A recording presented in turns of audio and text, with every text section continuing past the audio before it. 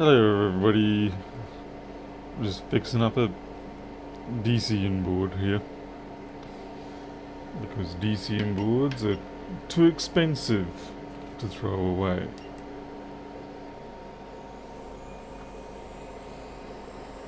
And in this particular case we had corrosion, we had a corroded one wire chip, this one here, and also this connector. Now fortunately this connector we can take from a main board as well because they're the same.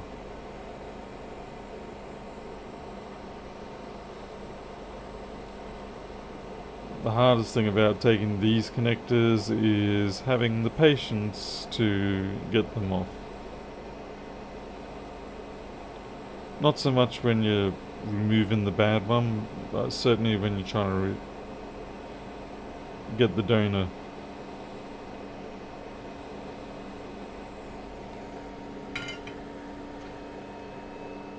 I certainly hope I don't have to do any cat repairs, look. It's not something that I would want.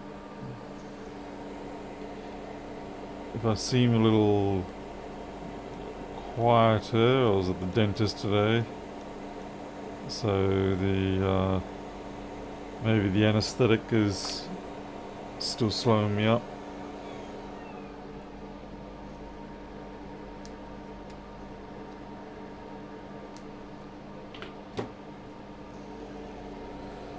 I've got a situation in the mouth where I have the remains of a procedure that was done over 30 years ago, slowly working its way out. Rather than go for a strongly invasive process, we're just going to bit by bit remove it over the next couple of years.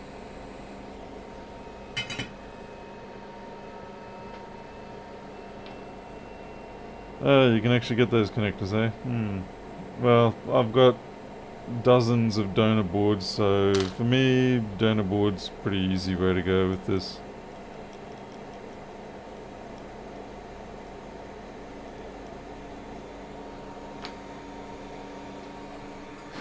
I didn't get to sleep on these ones. This is all in the chair stuff.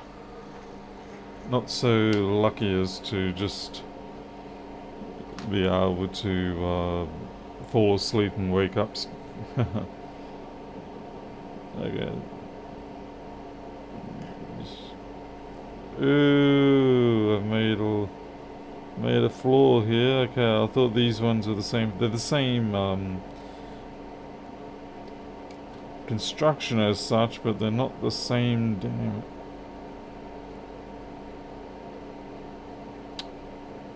Right, that's mistake number one. Can I rescue this one? Somehow I doubt it. It's corroded in a bad way, so it really did need to go to the bin.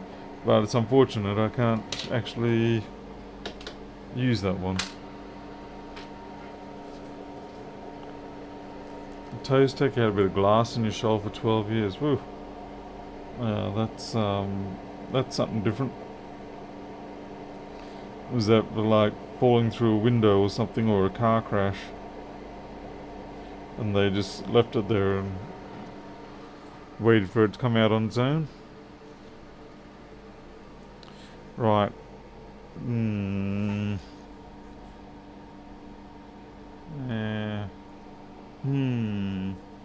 Okay, this is making me have to think now. I'll have to see if I can find a legitimate sacrificial donor board.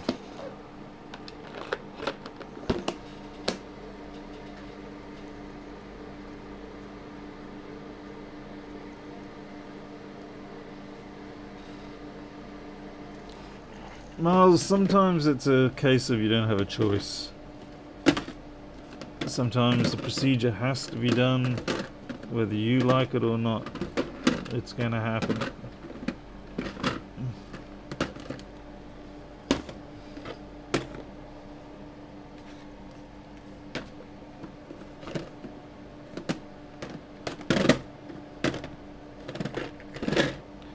problem I've got here is that for the most part I repair all my mags, so my DC inboards. So yeah.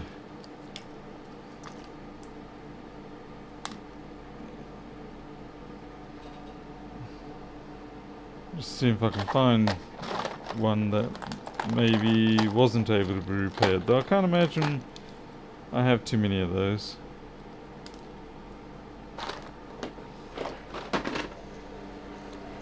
Hey, Warren.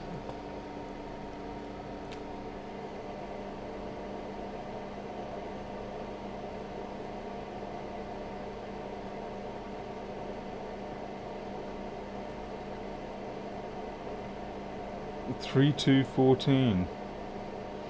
That's not a normal board.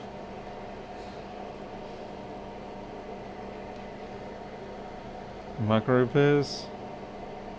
Yeah, because this is a 3,455. So what's the 3,214 actually meant for? It's got a longer connector too, I think. No, it's about the same. Yeah, I'm actually not sure what a 3,214 board is for.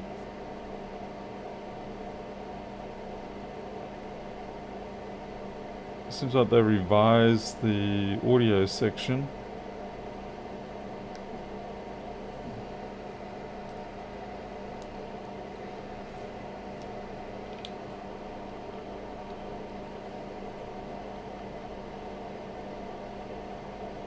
Oh, this one's got the camera built onto there. I'm not sure what that's actually for then.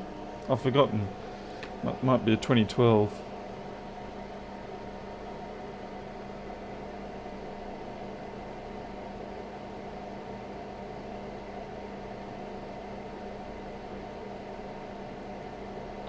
Alright, okay, well this has got a mangled USB, so it can be a donor. But the pressure is on. The pressure is on because this might be the only viable donor I have.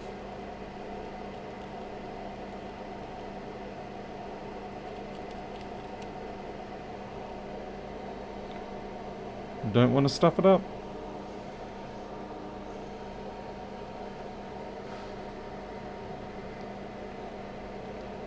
It's nice when you get a simpler one where it's just a little spot of corrosion, just needs some cleaning up and a bit of, love and care.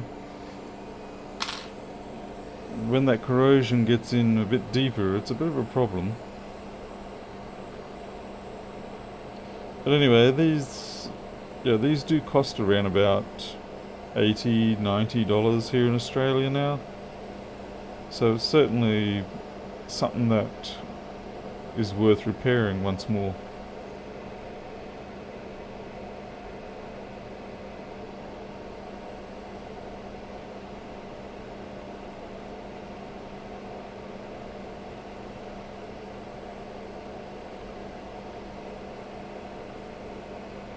Oh, thank you, Daniel. Probably can just thank the higher encoding rate now.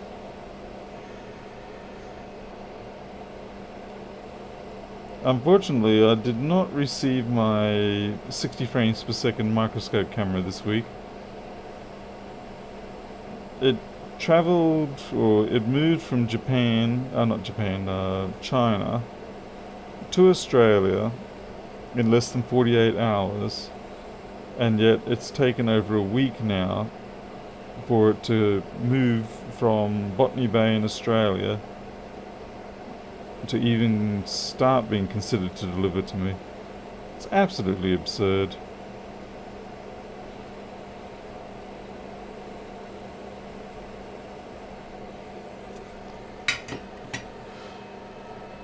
$2012. Thought it might have been that. Thanks.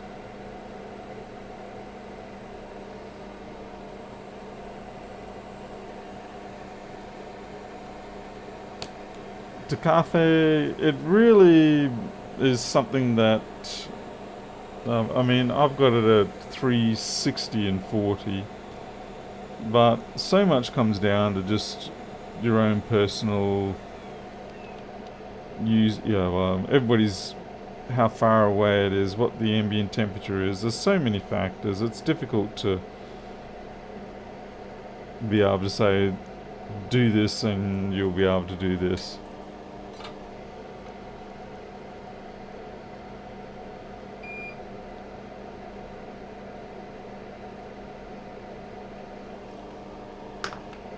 I'm trying to decide whether I try to bring this down with hot air or whether I think I might direct solder it.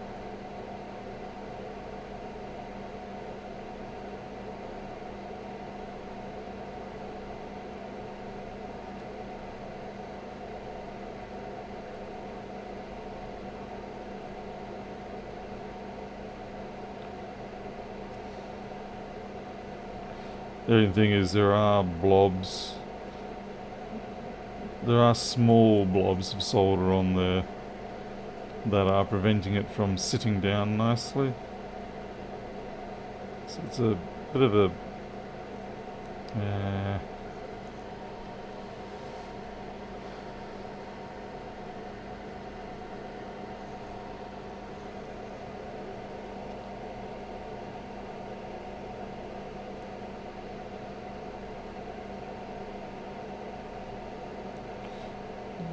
maybe I'll try reflow.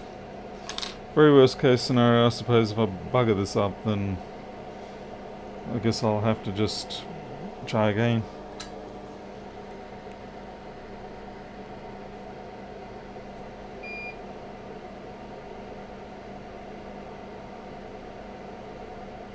Right, looks like I'm gonna need some assistive heat to get an even...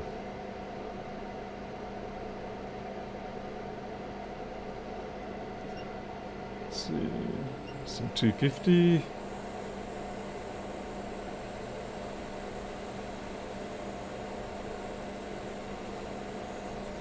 That's pretty even.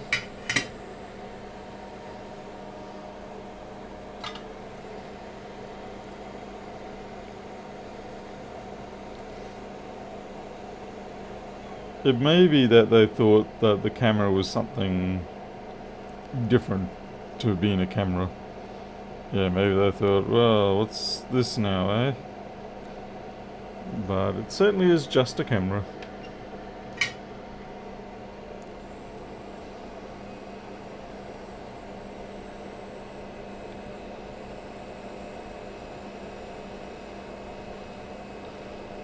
Maybe they thought I was trying to sneak in some X-ray equipment.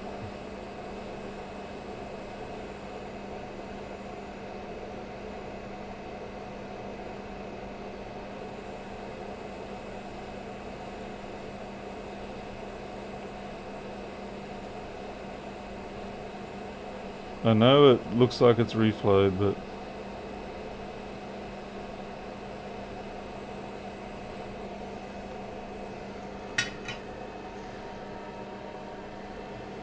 Evening, Christian. Hey, Rilla.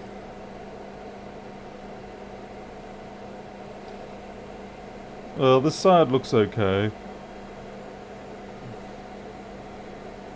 I can see fillets on pretty much all of those. The other side, there may be one or two gaps. Like up here, I can see...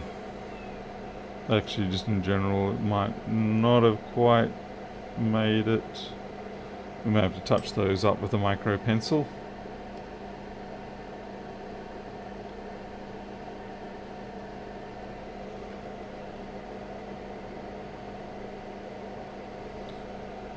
They do look like they have something on them, but it's pretty weak. So yeah, we'll just touch them up with a micro pencil.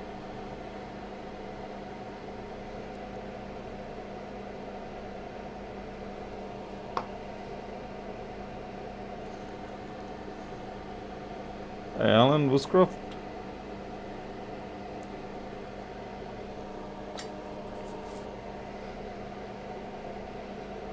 Oh, by the way, I did confirm that it is indeed heat that caused my triac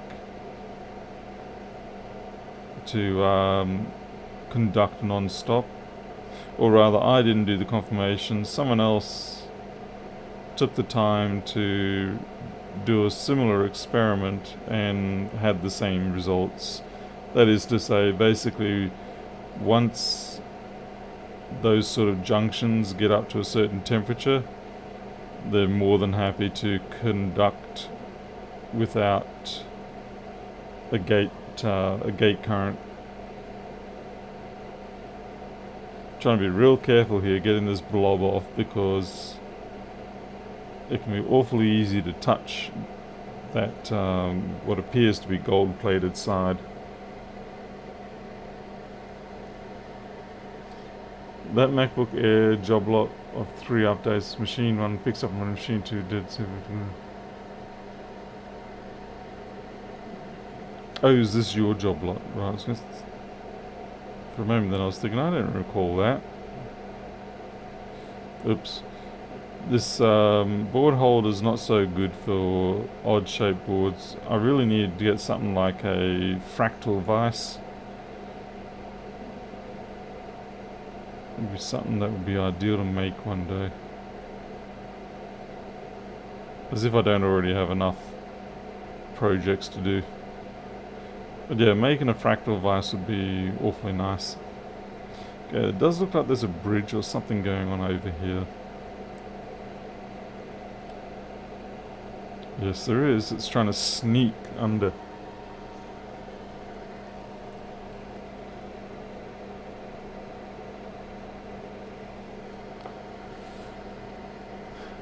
Thomas, the new fan is going very well. It's running currently.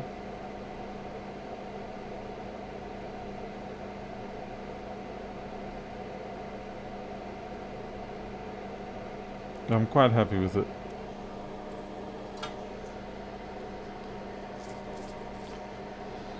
STS Jason just posted a pic of a phone from... Oh, I remember that. Yes, I remember him mentioning the Australian phone. I'm very glad the person sent it to Jason and not me.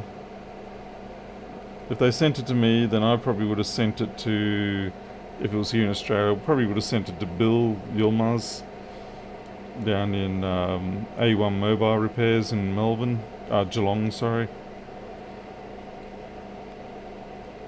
There are some things I will tackle on the iPhone world, but as a general rule, I prefer to mostly hand it over to people who know what they're doing. John Stalter?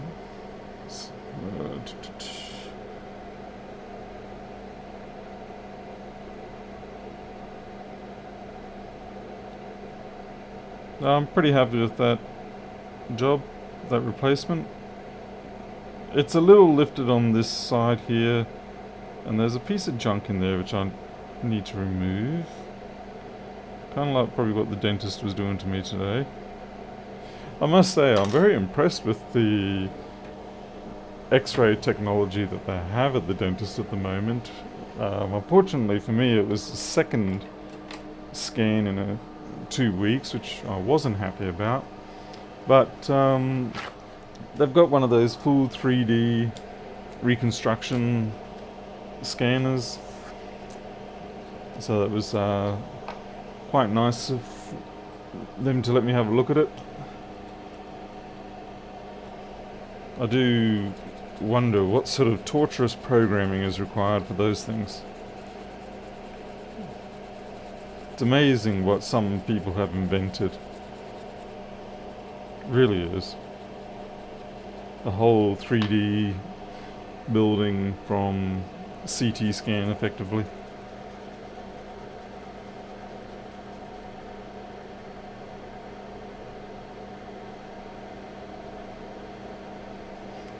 Yeah, Travis is right. Yeah, I'll do TriStars. I'll do knocked off battery sense, battery communication line stuff. I'll even do audio chips now and then, or baseband on the iPhone 6s.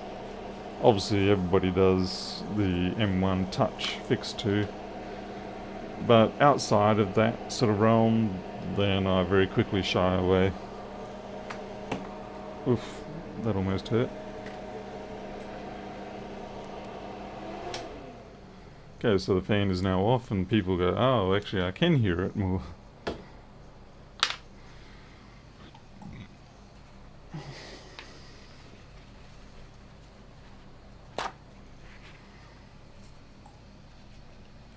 Now, hopefully I'll get a green light on this. This unit was actually, unfortunately, damaged quite a bit when it was disassembled. Not by me, but someone at some point had manually disassembled this. Of course they manually did it. And caused a lot of secondary issues on the board aside from the liquid damage in which it was in for.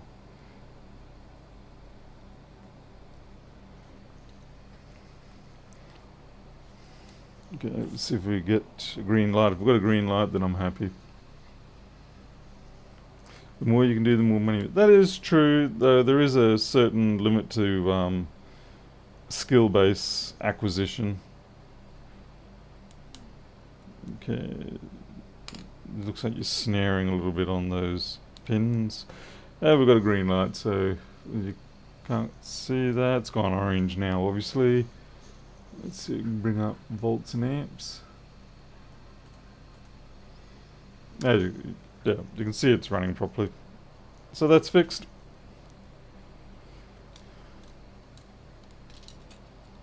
And I'll put that aside, and I can get on with another job.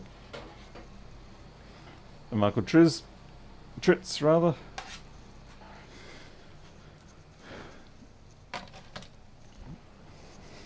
Certainly I think when you're younger and you have more disposable time, it's easier to acquire more skills. And I don't mean in terms of the brain getting sluggish or anything like that. I mean, that sort of happens too. But when you get married and you're running your own business, and you're doing, because I also do phone repairs, iPad repairs in terms of glasses, screens and things like that. And of course I'm doing software development as well. So I do run out of time to reliably keep those skills fresh. Because even with programming, when I get back around to programming, I find there's at least a couple of weeks where I'm sort of catching back up again. Alright. But I do agree with the principle, the more you can do, the more money you make. I don't disagree with that. I'm just saying that at some point you do actually hit a limit. Okay, right, I've got a Lenovo I've got to sort out now. Hey, Francis. Okay, hopefully this thing will work. This thing has a bad battery bank. We've got 2.75 volts and 3.85 volts. So it's a wrecked battery. I could try reactivate those low side, the ones that are on the low side, but it's just not worth it. They're going to drop out again sooner or later. Then you just end up with an angry customer. Hey, Keith McDermott. Oh no, I've only just started. No apologies required here. So I noticed after I fixed this machine up, it had a blown main rail cap. That was that one I showed the other night where it was impressively smashed up. I found that it wouldn't charge, but it was trying to charge. It would hit it with about 2 amps and then it would drop back off. And hit it with 2 amps and drop back off. So from my perspective, that means it is communicating with the battery. It's trying to charge it, but the battery itself is saying, no thanks. It's... Okay, please tell me this connector fits, because I'll be really unhappy chappy if it doesn't. Once again, I wish to express my displeasure on the... Okay, what is going on with this connector? Hey, Catherine. Pro tip on how to repair bent CPU socket pin. You really... Oh, socket pin. You mean the modern style ones where they're like that? This is not upside down, is it? You don't mean like a pin, you mean like a folded over spring tip type thing. In which case, not really. The old ones on CPUs, we used to have a needle, a ground down needle, which had just the right sort of diameter. And you could slip it over the bent pin and then bring it up to alignment. Okay, see the problem here is that this is supposed to be a genuine connector, a genuine battery, by the way. It's trying to shave the top edges off there. God damn it. You know, you spend money to get originals and they're still not overly original.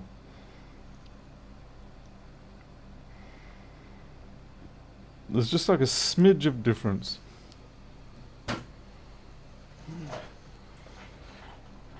No, there's nothing in the socket. It's what it is. See these little bent down wings here? These things? They're crashing into here. So it's like I need to, I don't know, just get lower, man. I'm just going to try and bend this cable a fair bit. The pin that is in the socket, it's a motherboard that was faulty from factory. It somehow worked until one. Oh. Modern i9. Oh, hell, man. Yeah. That's going to be a real sort of like lucky one way or another. So you can see if I just push it to the side a little, it will slide in. So it makes me very tempted to lift those little wings up. So fly, little wings, out of here.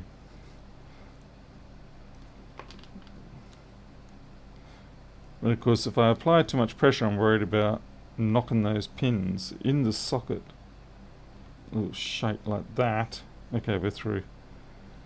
See, that's just terrifying stuff for me.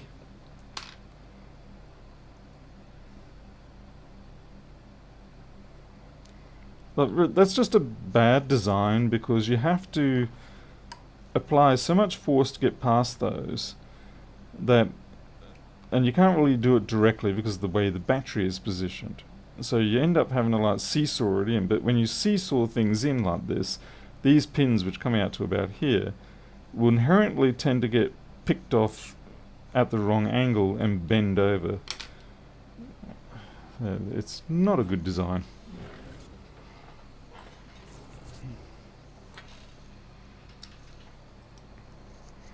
I guess it's a good design in terms of, hey, look, we made another $100 because we forced someone else to buy another battery. Mongrels. Alright. These Phillips or... Hey, what the hell? I've lost my magnetism. What? I'm not attractive anymore?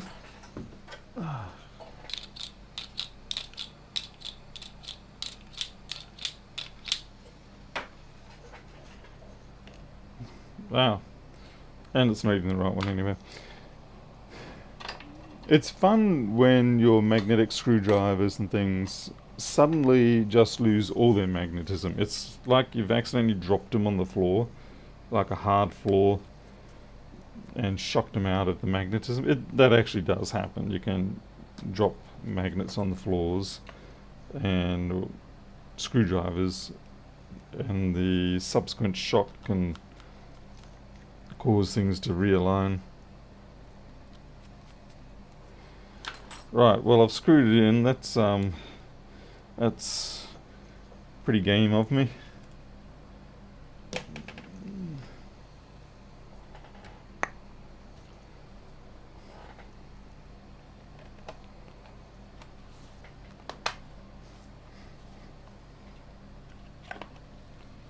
We won't screw in the whole panel yet, and this uses, oh yes, it's USB-C.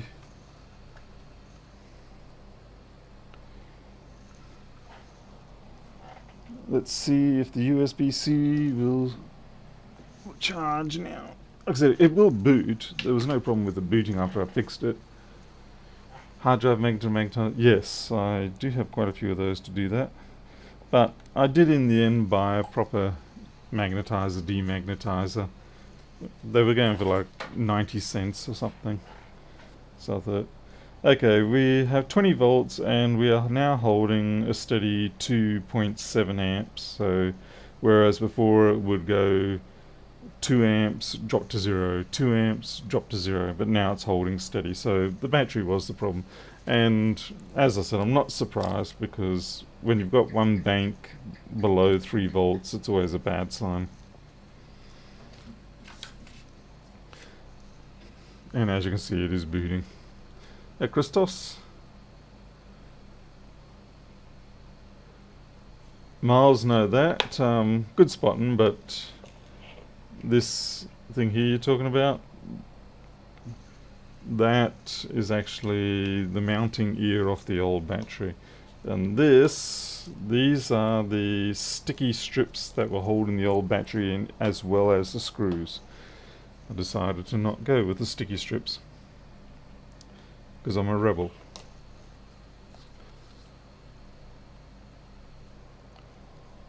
It's taken a while to boot though. It's probably trying to sort out all of the things that went wrong when it suddenly lost power.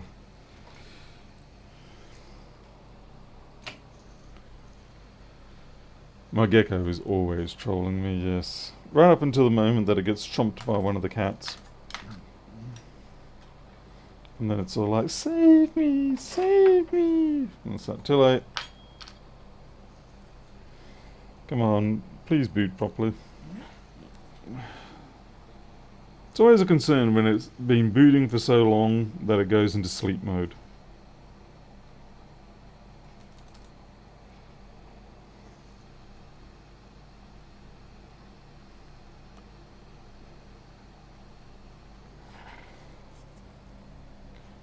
I've got plenty of the magnets, and I mean, I used to do that all the time. Use the magnet, swipe it across the screwdriver.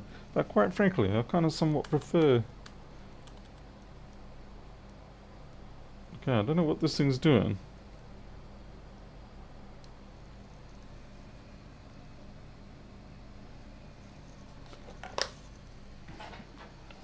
I like this because it is plastic on the inside, so when you put your drivers through it, you don't scuff them up. It's solid state. It's an NVMe. Oh, it's awake. Clearly just having a brain day.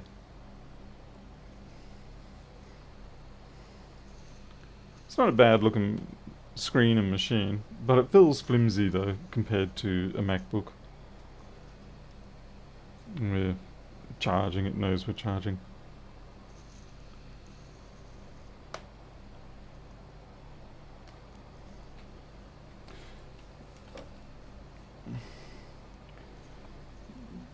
I was quite surprised. This one I actually said to the person, I said, it's probably minimal chance I'm going to be able to fix this, because most of the Lenovo Yogas I get in, they're always PCH failure or something like that.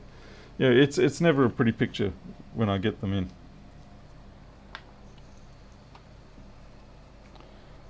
But amazingly, this one turned out okay. As I said, I'm as shocked as anyone.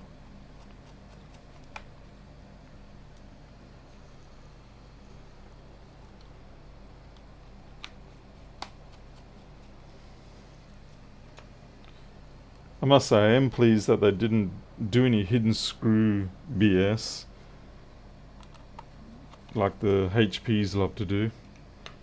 Yeah, where they say, here you go, here's your screws that you need to take out. So you take them out and you find the bottom panel still doesn't budge, and then they're like, here, we lied, there's actually screws hidden under this adhesive strip that you will have to take off, and when you take it off, you're never going to be able to get it back on again properly.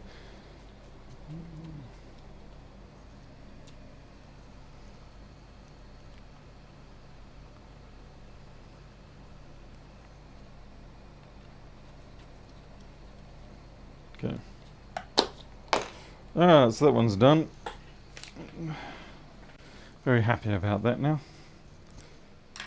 There was 2 machines from that job. I've just got to take it into the other room.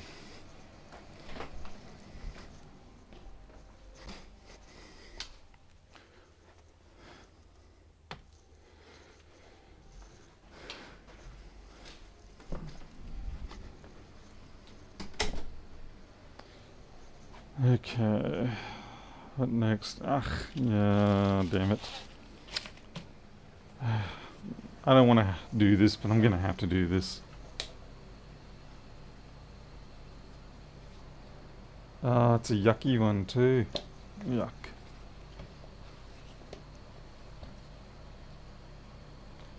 Fix it on the button? No, I have not actually. I am wondering if in fact it's in DFU mode. So I'm going to have to... I went to try and buy another 21-inch iMac this week, and unfortunately the people didn't respond to me. It really pissed me right off.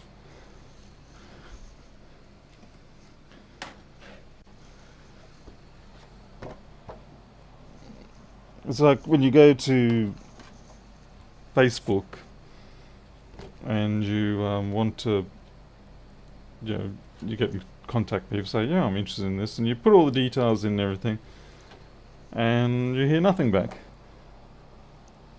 And they're like, well, what's the flippin' point?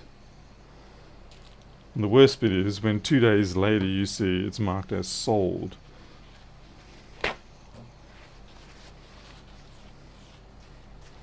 It's like, did you just sell that to someone else without even having the courtesy to respond to me? I mean, yeah, that's the nature of it. Doesn't mean I have to like it. I don't know if that's going to work. No, that's not going to work. I was kind of hoping I'd be able to get enough grab with an old undersized unit, but nope. Actually, I better check that this is an 8th gen. Just give me a second.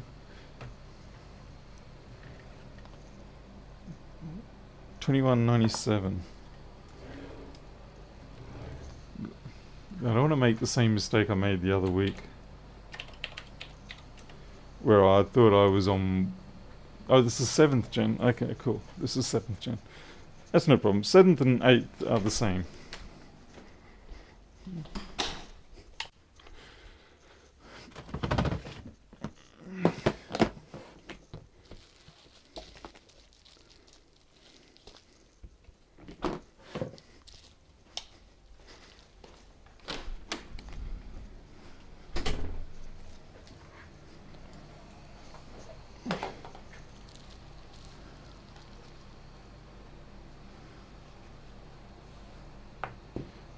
Maybe, Miles.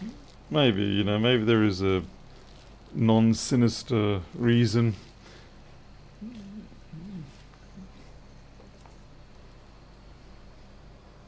But it's still frustrating. In fact, now I'm actually going to go and check.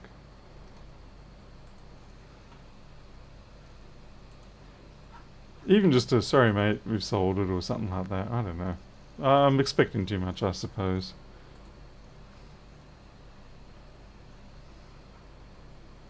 What the hell? Someone's selling a Sony A6300 for only $450? Man. Ooh, someone's selling a Kawasaki ZZR for $550. Tempting, tempting, tempting.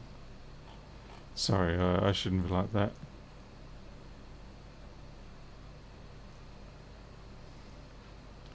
Just gonna go see if I can find an iMac. I need another 21-inch unit. Or maybe a 27, I don't really care. And the trouble is you see, I'll then sort of go... What the hell? Someone's now... I will then go, okay, maybe I need to... message them directly. But then you sort of think, what am I invading their privacy and things like that?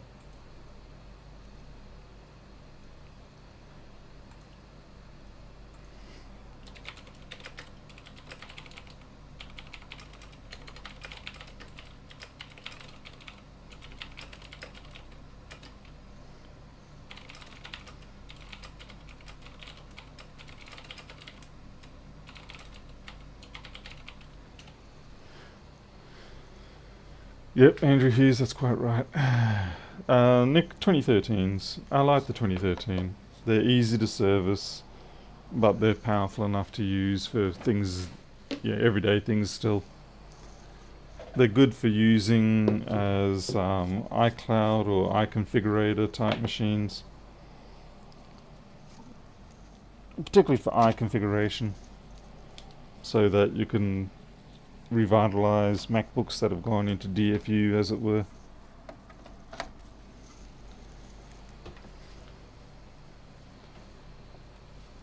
No shopping. Oh, and I had fun today, since couriers are a favourite topic of several people here. I knew there was a package that was out today, out for delivery. It actually says out for delivery, which meaning it was coming into this town, it was in this town. But this particular courier has a very nasty habit of, it will get to 3:30 in the afternoon, and instead of dropping the packages at the local depot or whole drop spot, they will actually drive all the way back to Townsville with the contents of their the packages they were supposed to deliver but didn't. And when you try to call up the courier company to say, look, I know what your driver is about to do, they're not going to be able to deliver because it's past 3:30. They're going to turn around and they're going to head back to Townsville, and I'm not going to get this package, and it's a Friday afternoon, and you're going to do this to me yet again. And the customer representatives are always like, oh, let us get in contact with the driver and find out what's going on, blah blah. It's like, it's not going to happen. It's they're going to drive back. Anyway, I got a hold of the local place where the drop-off normally occurs if they can't deliver it, which is ridiculous, because it's a small town. I don't know what's going on. Anyway, so I just got to the dentist, and I got a message that the depot had called me to say, oh, your package turned up here, the driver dropped it off. And so I had to get out of the dentist, race down to the road to the depot, grab that package off the depot people before they closed, because they were like, oh, it's all, we normally go home at 3:30 on most days.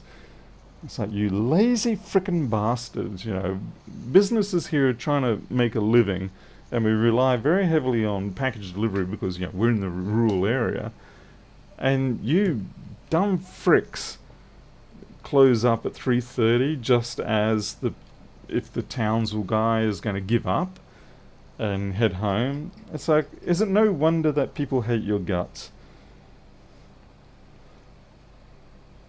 And they're like, anyway, I got it. It was actually the hey Eric, it was the Lenovo battery. So I was very happy to get that out of the way. I forgot to check this.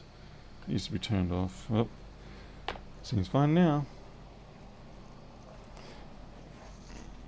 But it just really grinds my gears, to use Peter Griffin terms, because you know what's going to happen, and no one will acknowledge that it is going to happen. I know I've missed out on several contracts in the past because of that sort of thing. Like, I had to get a electronics prototype done by a certain date or whatever, and you just get this cascade of BS delays, and then before you know it, submission date's closed and you haven't done your prototype enough, and you're like, well, that's that. These really want to be open from the bottom to going up with this sort of crack pattern, but it feels unnatural for me to do it that way.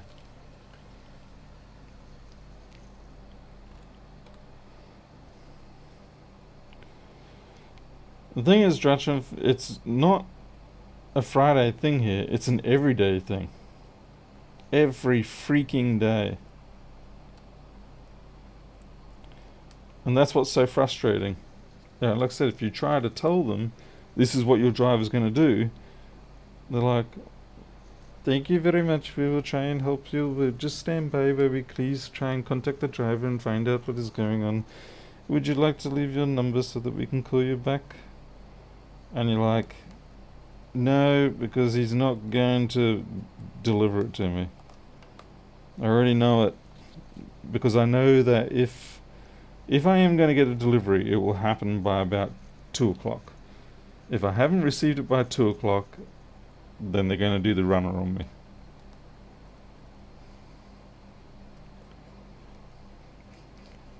The last 15 years have taught me that well.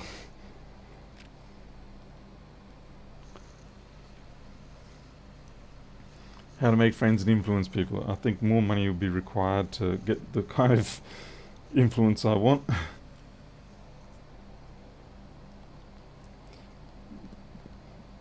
I think the thing that makes it the most frustrating is when you know what's going to happen, you're trying to explain to them what's going to happen, and they just essentially ignore your experience in it. Probably because they themselves also know that's going to happen, but they know that there's diddly squat that they can do about it. Welsh accent. I was going to say that's probably a continent or two over from what I was going for.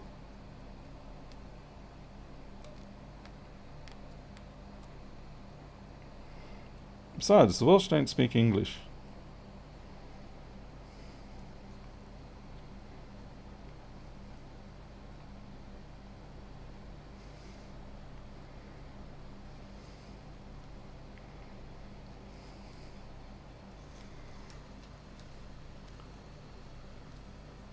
Australia Post is the worst.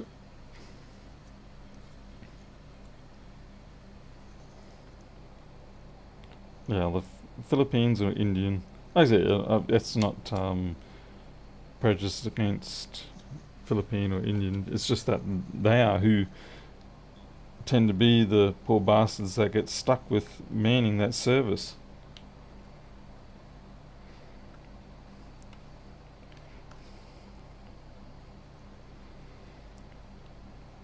Getting plenty of scammers lately too, which is fun. It's always good to see how long you can keep a scammer on the line. I had one yelling at me the other day. No, sir, you're the scammer. You're scamming me. You're the scammer, sir. No, you shut up. You're the scammer. It's like, sure thing, sure. I'm the scammer because I called you out on your bullshit. How dare you waste my time, sir?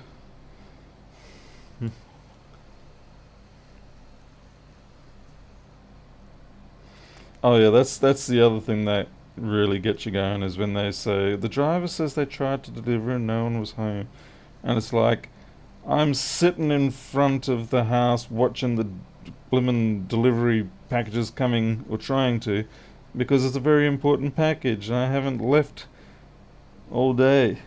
So how dare you insult my intelligence by telling me that? So maybe you went to the toilet. It's like, no, I had someone watching while I went to the toilet.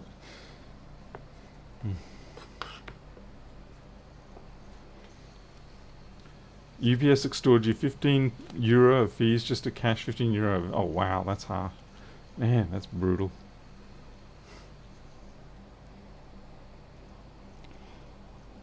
Unfortunately, it's just one of those things that you know you're never going to win. Which, of course, adds to the sense of exasperation. You know you're never going to get them to say, you're absolutely right, sir, we're sorry, we're going to call that driver and we're going to tell him, turn that car around because you didn't deliver that package on a Friday afternoon or whenever.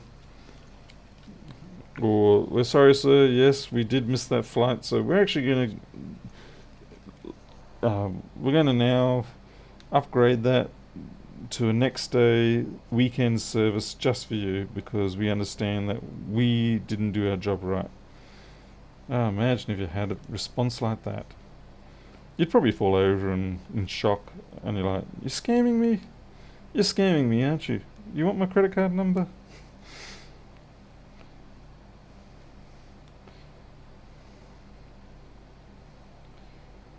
Okay, I know I don't really have to disconnect this side, but I like to just sort of loosen it up with a bit of alcohol.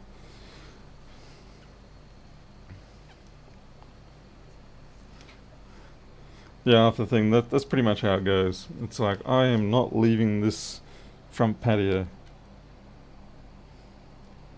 Or the other one is, oh, so the driver could not find your place. And it's like, oh my gosh. What are you, living in the Middle Ages? Have you ever heard of Google Maps?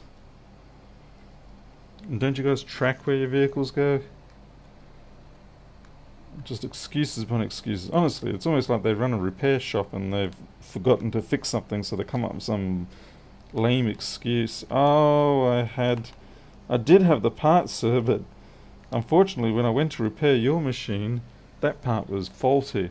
So I can't fix it for you today, and now we have to wait for that part to arrive. And then you madly go along and order that part at the highest possible shipping rate to make sure that you get it next day, guaranteed. Yeah, yeah. We've all made dumb mistakes like that too. Okay, maybe some of you haven't. Maybe some of you are perfect and never have an oversight like that. Or sometimes you just get caught out though when your supplier has actually shipped you with something that wasn't what you thought it was, but you didn't bother to check because, like, you get 100 items a day that you got to put into stock. You don't go and check every single one of them. You do your basic checklist. Make sure your shipping note matches what you're expecting, but you don't actually open up the boxes to check.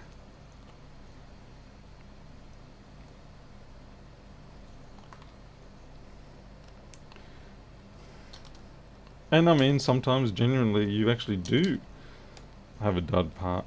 Like it's your last screen. It always happens when it's your last screen, doesn't it? Yeah, it's your last one and it's the weekend. And lo and behold, it doesn't work.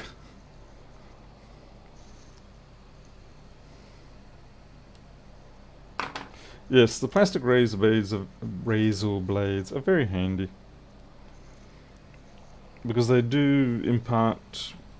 There's very little damage that they can do in a hurry. If you force them, sure they're going to do damage, but overall they're pretty safe little blighters.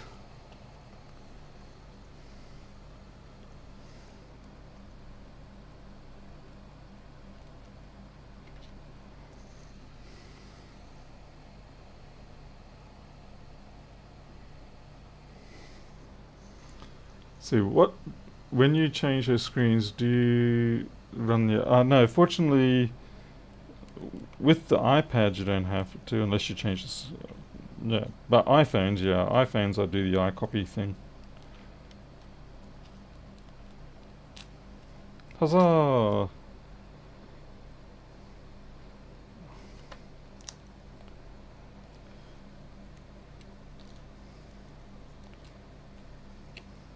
I've seen some people do this sort of separation at an amazingly fast rate.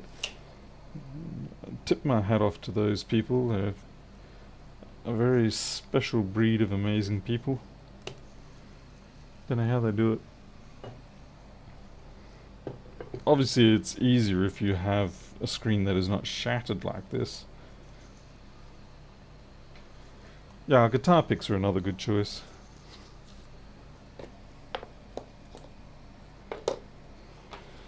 I think they both have their place. I really should get myself a box of guitar picks, just like I've got a box of 100 of these.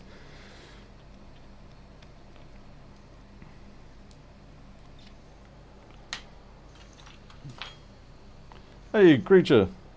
By the way, Creature, I had someone do an experiment with heating up, but they used a Diac, but same thing. And sure enough, yeah, it started conducting without any gate drive once it hit about 100 centigrade. So yeah, I know it's a long time ago, but it's a shame we didn't check that back then for you.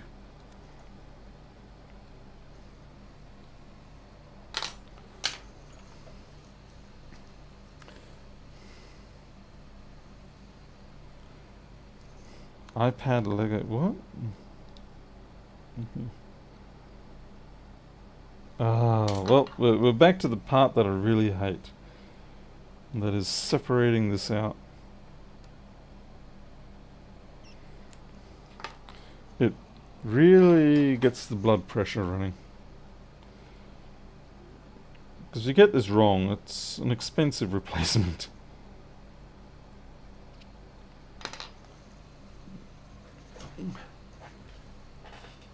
Wrong way forward, you mean the batteries on these iPads? Yeah, I hate dealing with them.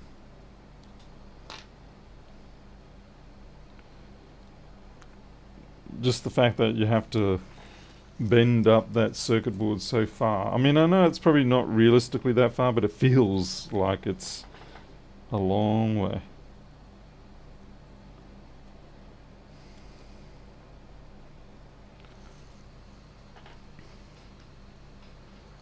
Oh well, creature, in that case maybe it was just you're a bad programmer or something.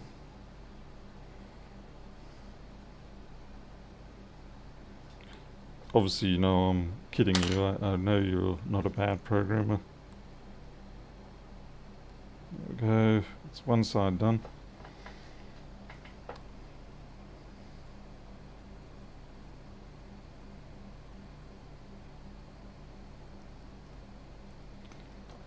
And I'm stuck. There we go.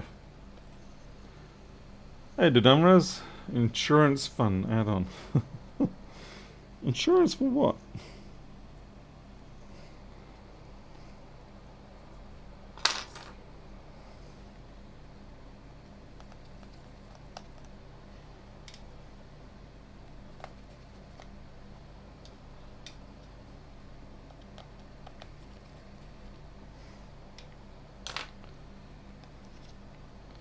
That's weird. That came off a bit easy.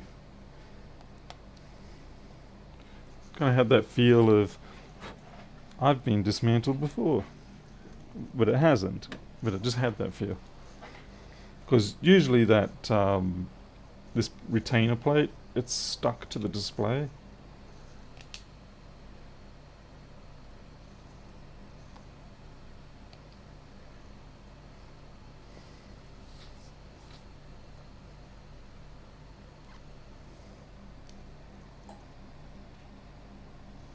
Okay, just gonna warm up the home button flex retainer slightly. I like to try and get it so it lifts the adhesive. And that way I can put it back in.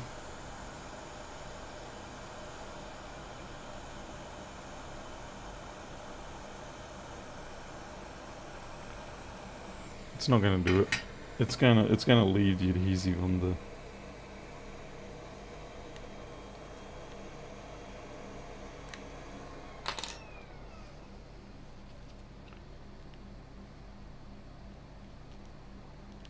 Oh, we got it! Yay!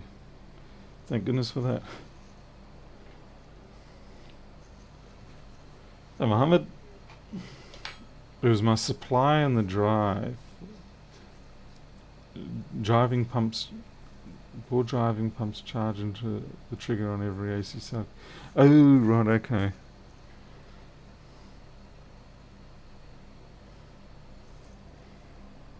Alright, you're right, different problem.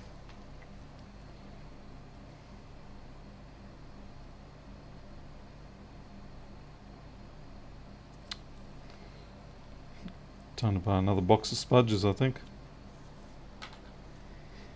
I hate using metal tweezers for this sort of process, but sometimes you just have to. Okay. Good job, we didn't die.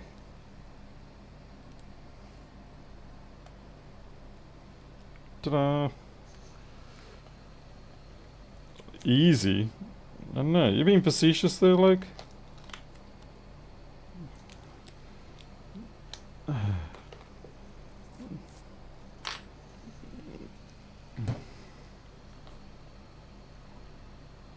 Oh, not using it. Well, what did you use? Didn't you just use like a transformer and usual full wave bridge and decoupled with big fat capacitors and a 7805 or something? I mean, that should have worked fine. Or did you go for some scary, non-isolated, bang bang type unit? Sort of thing that you find in the cheap $2 Chinese ones.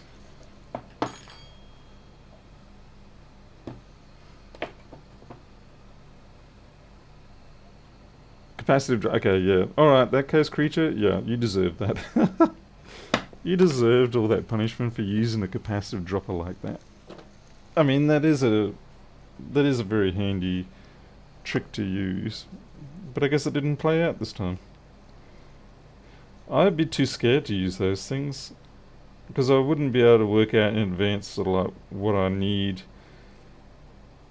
in terms of size to pick, and I'd probably just burn everything up.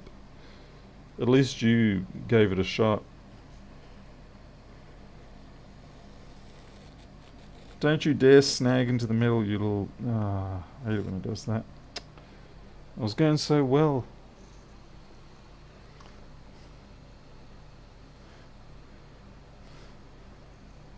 Yeah, it's scary. It's scary and it's impressive.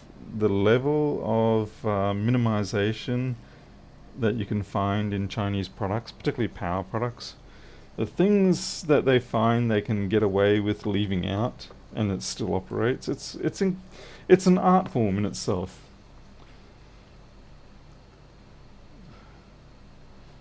I haven't got around to working with underfill components. Why are they feared so? Mostly because when you try to get them off, you often have to get a spudger underneath to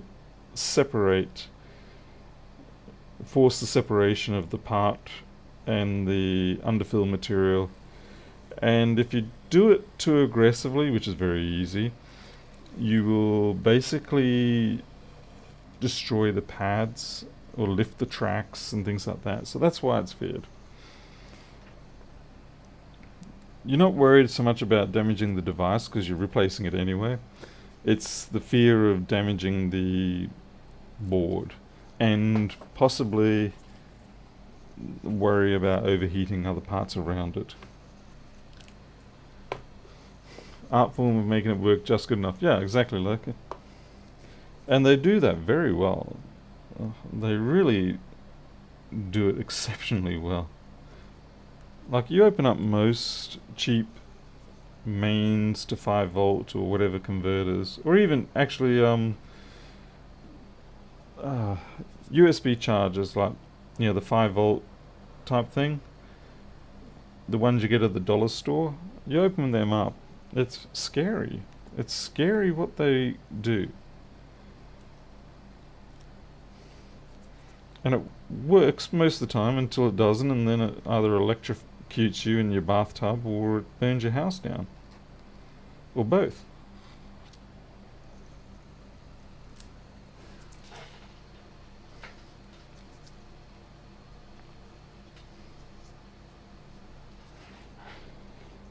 Some of the easiest underfill removal techniques is if you have a solder tip on your iron that is as big as the part you're trying to remove. And then you can sort of just get away with just putting the edge of your spudger under the edge of the part, and then you put the soldering iron with a big blob on top of the part, and then you can usually, not always, flick them off. You have to do that with things like in the iPhone 5, the TriStar. If that thing dies, it is actually a considerable pain to get off. Likewise, the iPhone 5 SE, as opposed to the iPhone 8 or /2020 SE. Yeah, trying to get the TriStar off the old iPhone 5 was a nightmare. Especially too that it was our first experience with TriStars.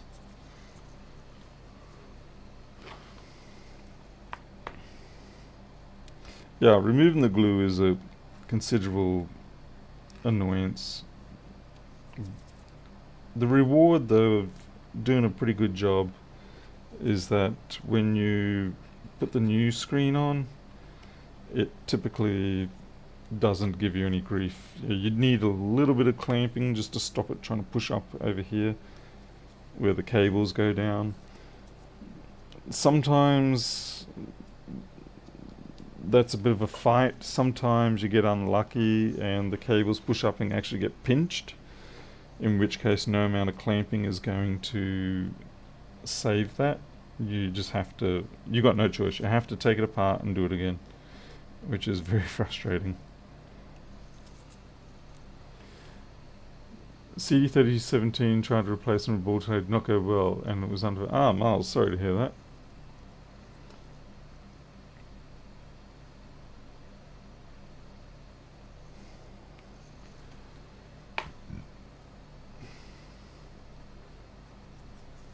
Daniel, probably, it's probably not an ideal one to pick for that. I'm trying to think of a good one for you to use for underfill. Funnily enough, the iPhone, people complain about the iPhone 5, but the iPhone 4 was significantly more underfilled than the iPhone 5. In fact, the iPhone 4 and 4S were 80% underfilled. But the difference is, at the time that they came out, we weren't really doing a lot of this sort of repair work. I think it was the 4 or the 4S, probably the most common thing I saw come up was usually, I think it was USB input in filters would pop, or you'd get fake charging, or the other one would be you would lose touch because the crystal that there was a little crystal that would die. That was underfilled, but you could usually dig it out. I shouldn't really say it was an underfilled, it was more a case it was flood filled.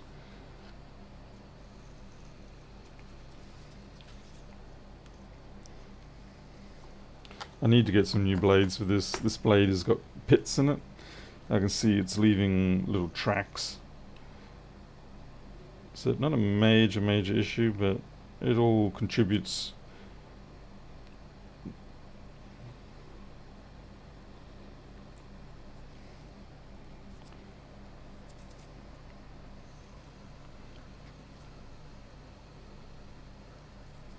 Miles, did you yell out Sweet Mercy? I find it sad that of all the videos I have, Lewis just had to focus in on that and make that, I don't know, is it called a monkia? Needs to say, it's not really what I was kind of hoping for in life. But you don't get to pick your nickname.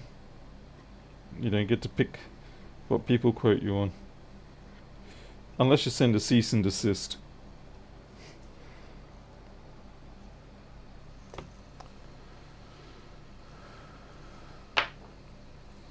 You can get donor or beat up iPhone boards for like $1 a piece from China.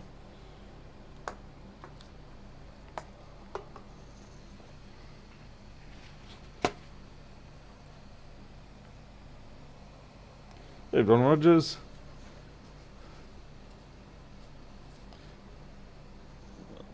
Sweet Mercy didn't make me famous.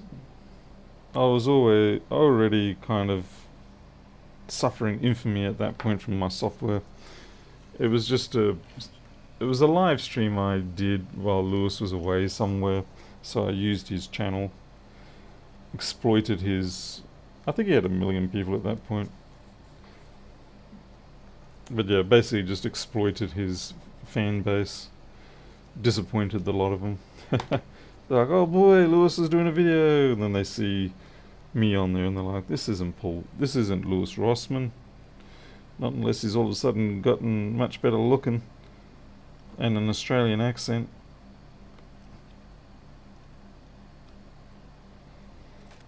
I had to drop that in because of the Sweet Mercy thing.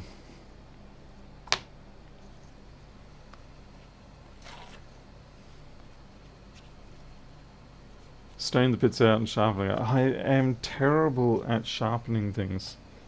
Really am terrible. I don't know what it is about. Believe me, I put so much practice in and I always botch it up. I can bring things down to a fine edge, and a consistent edge, as in, give me a piece of metal and I'll grind it down to a fine edge. But for some reason, when it comes to actually making it sharp, I just suck. It's the only way I can describe it. I suck. Yeah, it was like 3 years ago now. Probably two. I don't know. Time goes so fast. Can't tell. But yeah, he was on vacation. I think he might have been going up to Canada or something. I can't remember. All I know is he wasn't there. He wanted to keep the repairs videos running, so he let a few people get on and be guest repairers.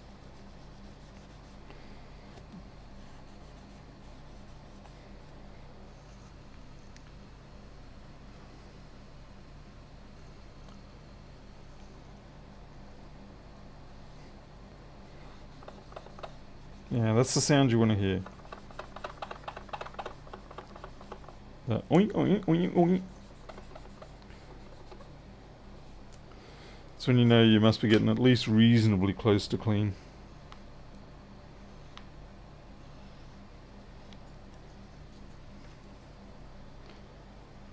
And after this, I've got a MacBook to fix. Or two.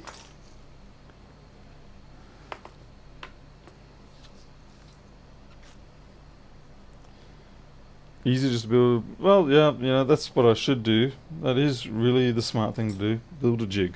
I mean, that's how most of those sharpening kits work.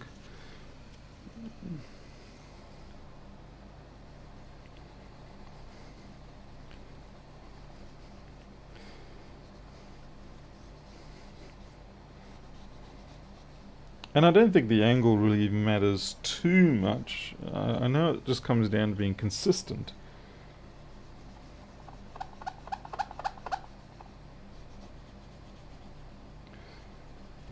Yeah, angle definitely helps in terms of, like, do you want a durable blade or do you want a super sharp blade? But I'm not at that point.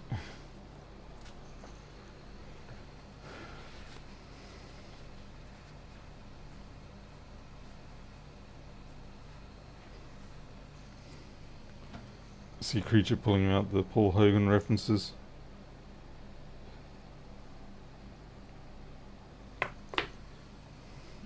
Right, well, we barely even started, to be honest, with this, because we now have to still transfer that home button across, and we have to actually transfer the camera capture zone. Okay. Hey, WizKids. WizKids. I like that show. That was a fun show. I was saying it was alright to be nerdy and break into computers. Perfect example to set.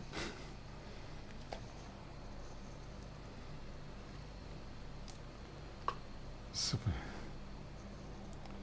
Okay, so we've got to get this off now. I'll just put some heat back into this.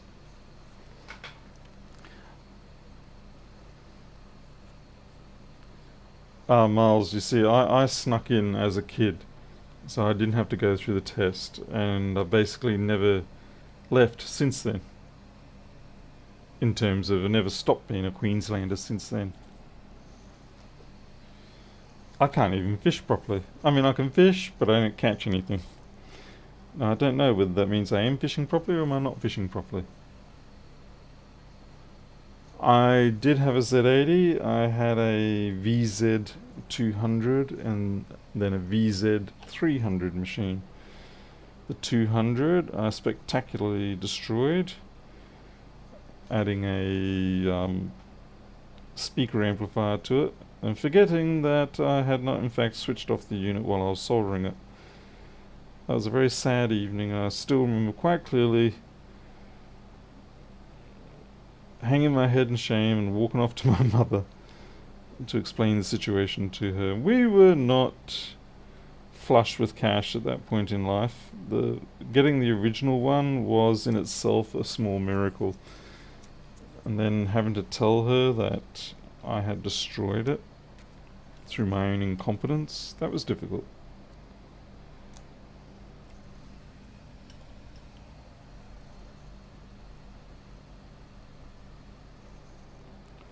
I guess what I mean, Steve K, is that um, yeah, let me focus on this first. Sorry.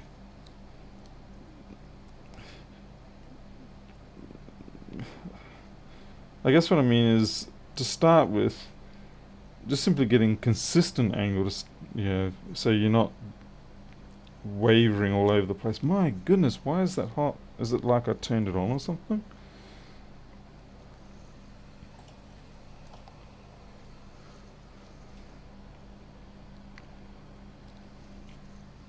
I need something to protect me here.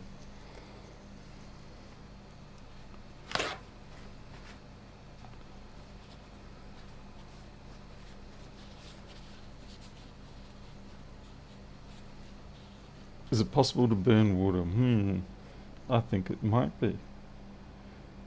With enough pressure.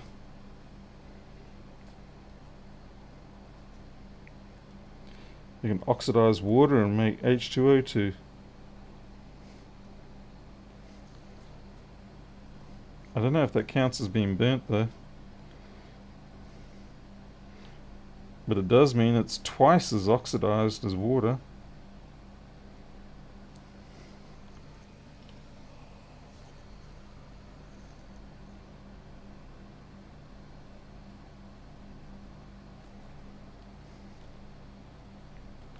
Oh, I hate it how this copper strip stuff just keeps catching on. It's like, get out of here, mate. So we're done with you.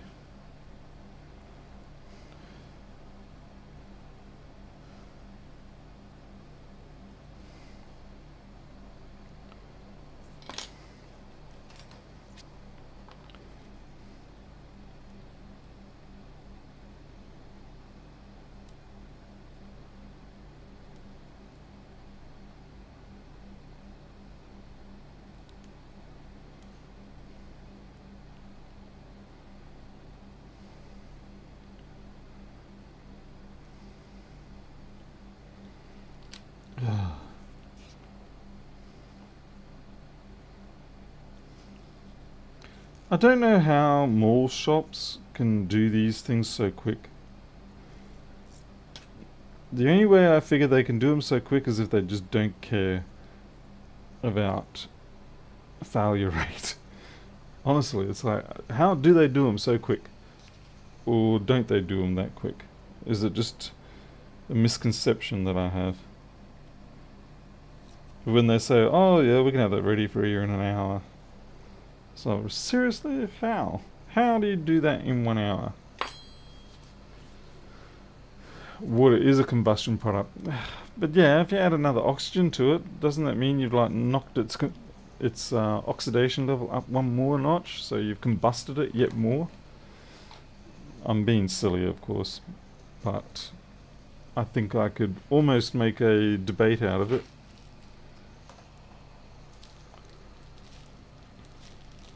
Hey, hi. Hey, 555.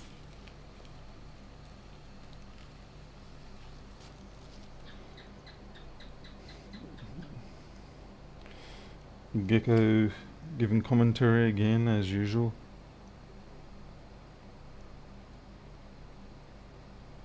Alright, I have to split this home button again, as usual.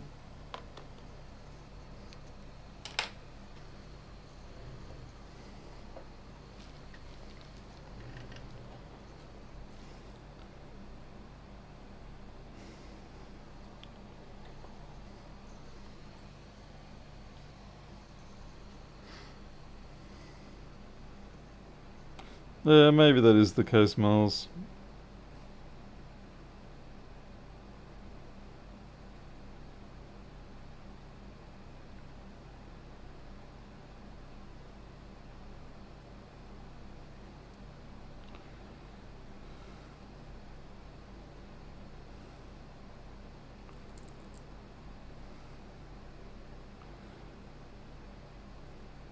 Oh, maybe I'm actually meant to split that one. Maybe it's another one in here.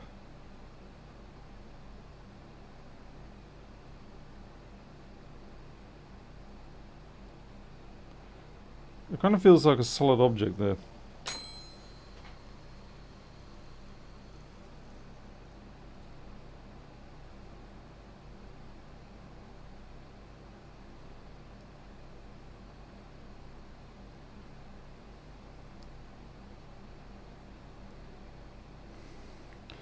You know what, maybe I'll just transfer it as it is. It doesn't have any glass on it.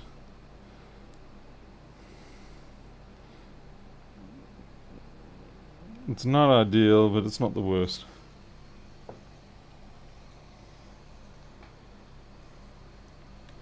What I'm arguing with here is this here, this little thing that they add. Now if I put that home button assembly on top of this, it will not protrude out properly.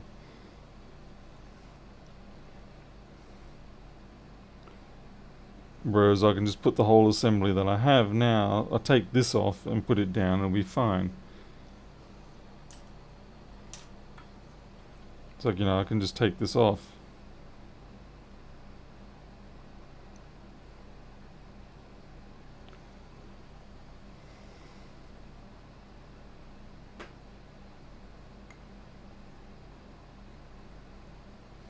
I'm just kind of curious why they fit them.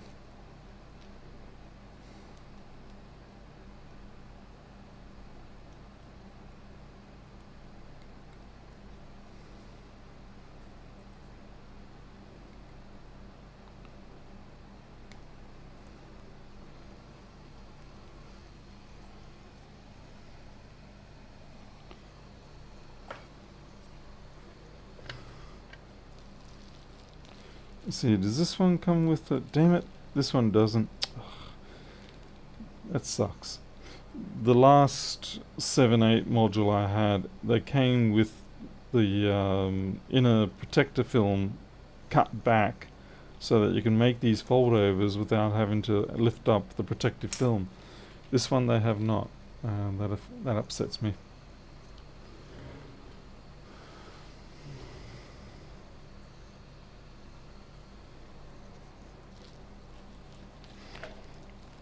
Yeah, it's little touches like that which can make the job so much easier.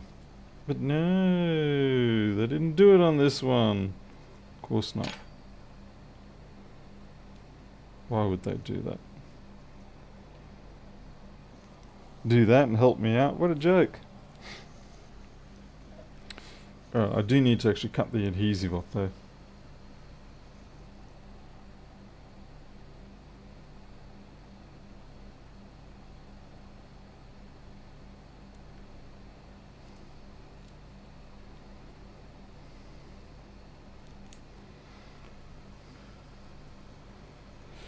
It is, no, I don't know. It's like some sort of space buffer or something.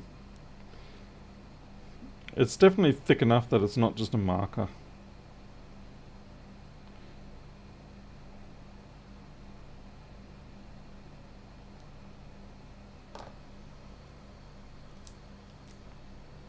Oh, don't tear for God's sake. The adhesive is just so strong, except for when you want it to be. As soon as you want it to be, it's like, oh yeah, sorry, no, mate, we used up all our strength messing with your fingers while you're trying to get us off. That sounds very wrong.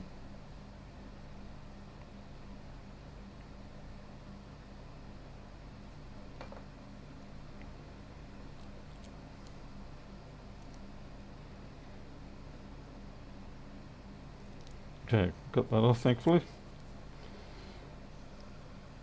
7th gen, yeah, so 7th, 8th. Okay, special glue.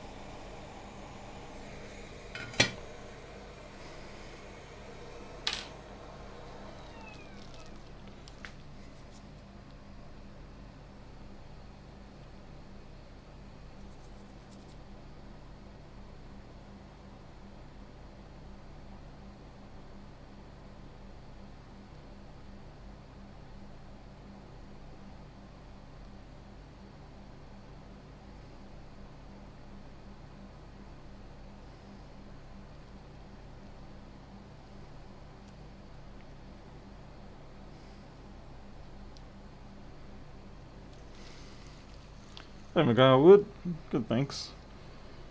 At least they do put these terrible windows on the top.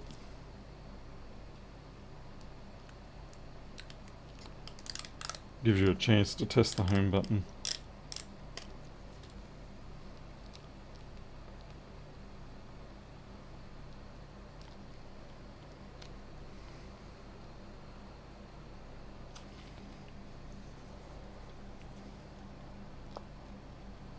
Okay, that's sitting in there nicely.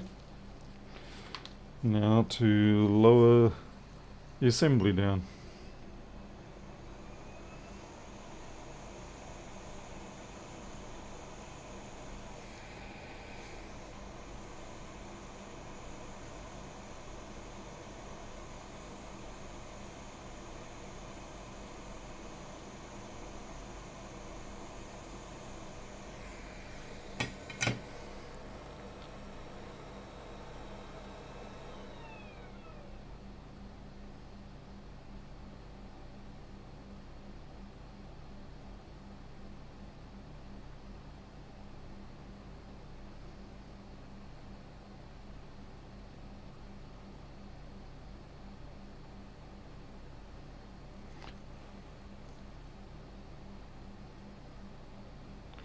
Hopefully I got that right.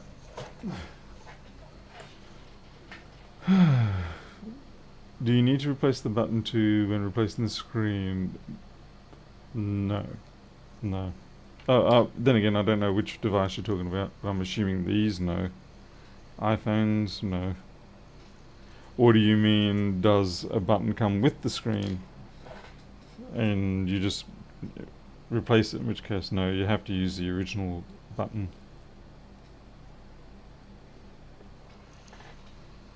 Alright Jim, we're only just getting started even though it's 1 o'clock in the morning.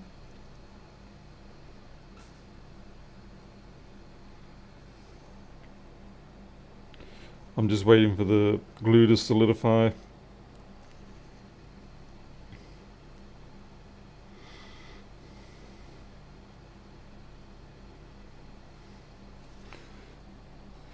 All phones since the 5S have require that you transfer the button across. Well, that's not true. All phones from the 5S to the SE 2020, with obviously the X series or the 10 series onwards having the slide option instead of the button option. Okay, I'm just testing that. Okay, you got to test that your retainer bracket or your strike plate is in the right orientation for that button. If you shift it off to the side, then there's a little metal button that won't be in the way of the dome of the actual contact switch, and it will just sort of miss off to the side and you won't get that nice satisfying click and it won't work. See ya, hi. Take care.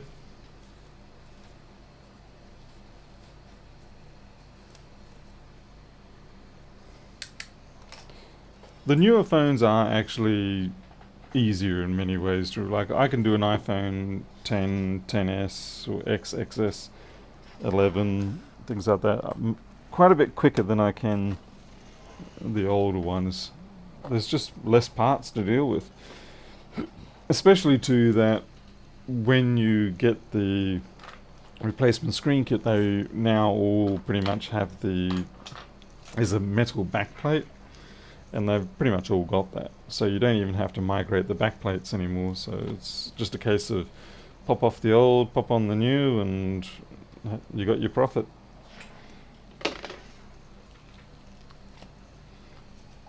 Of course, there's many different options for what type of screen you get. I stick with the soft OLEDs. I don't think I've ever given a customer a LCD aftermarket one. I don't like to give my customers cheap options, or too many options for that matter, because most of the time they will go for the cheap, but they will anticipate the quality, and you're just going to get done over.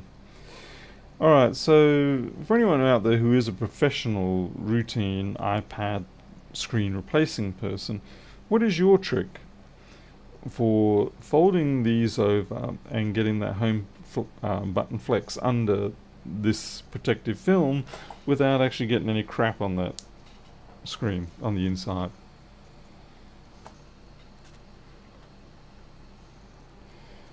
Because it's a considerable issue here, because they do not have that lovely recessed cutaway, and I can't really cut my own in.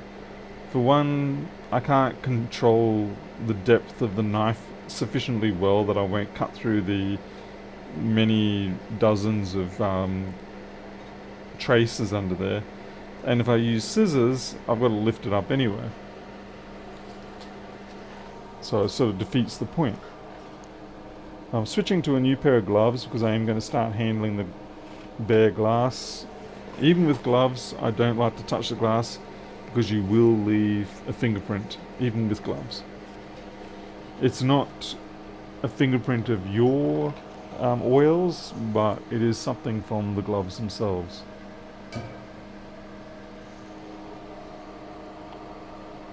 Lift the edge slightly and cut away the... Oh, great. Thanks, Nick. So basically what I was... That one option I have is the only option we have. I haven't been able to see anywhere where I can request from the supplier that they use... You know, they only supply me with the ones that have that nice thing. What do you cut it with? Just scissors or what? I suppose one thing I could do... Here comes the inventive side of me again. Is if you had like a plastic spudger.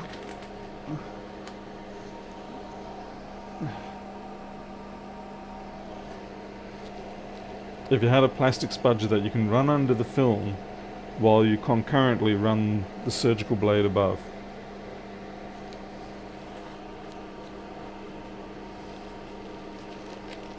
Getting tricky, I know.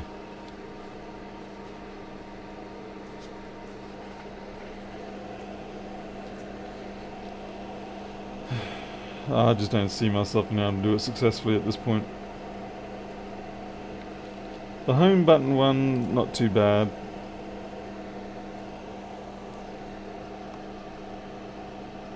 A light heat up and it should shrivel, but that leaves it exposed, and that's the trouble. Unpredictably exposed, and you don't know what you're leaving with that shrivel. The other thing that ticks me off is they have the pull tab over here, but really you want it down here.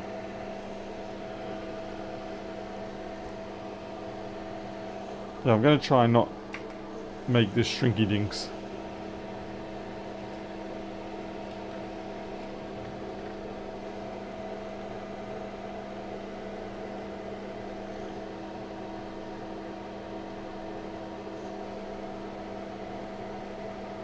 Scissors or fine point snips, okay. Well, I do have these things. These are really delightful. I use them for cutting shields off iPhones if I have to.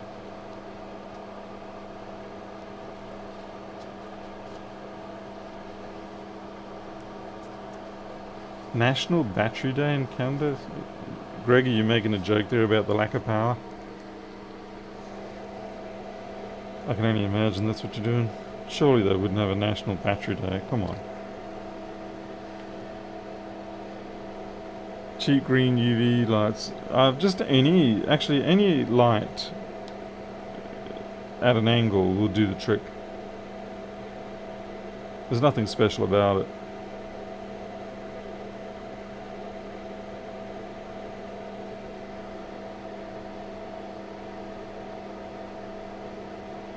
Paul Hogan Bowie knife.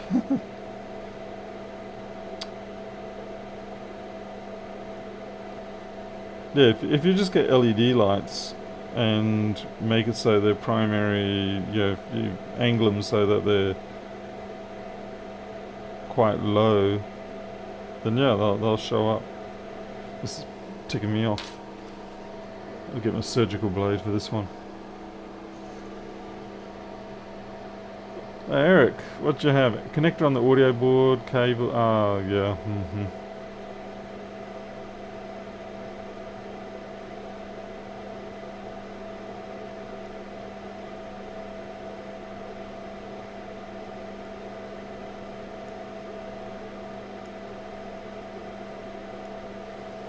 Son of a.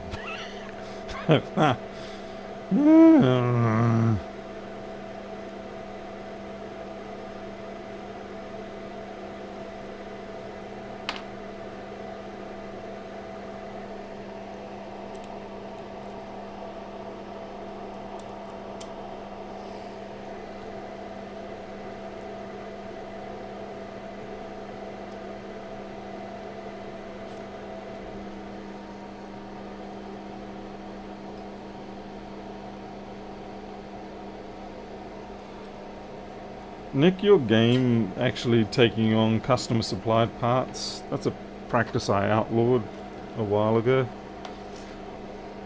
In theory, I would love to be able to support that, but I've just had too many people bring parts in. You get them to sign off everything to say, there's no all care, no responsibility, blah, blah, blah, blah, blah. And when things go wrong, they're still like, but the part was perfect. eBay said that the part was perfect and that... Yeah, anyway. Yeah, I don't see this going so... No, I think I'm just gonna...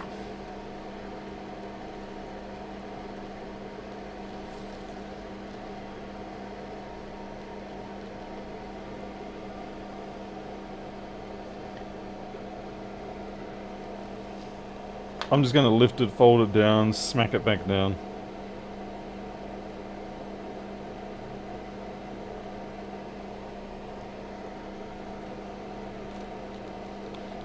Trouble is, I kind of need a wider field of view here.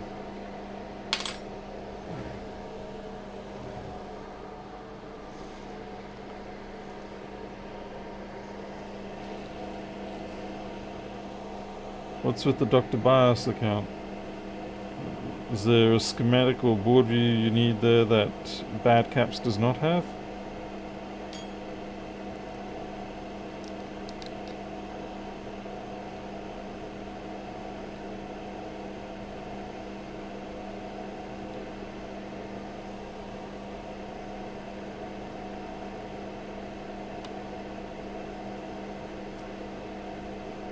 Oh, you son of a gun.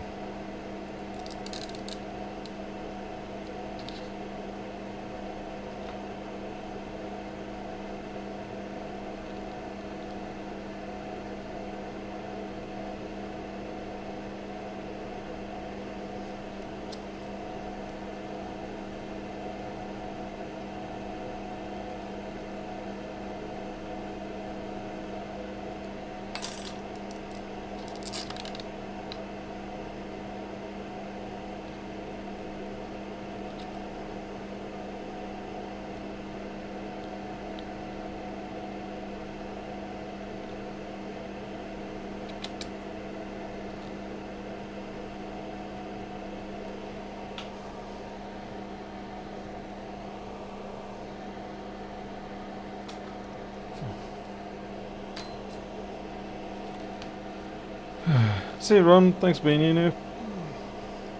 Alright, Nick. Next question for you. I'm kind of curious because I haven't really had a chance to speak to other people who do iPad repairs, replacements like this that often. When it comes to peeling off the outer edges, do you start with the one that's got down here, or do you finish with that one as last? Just kind of curious as to what your routine is.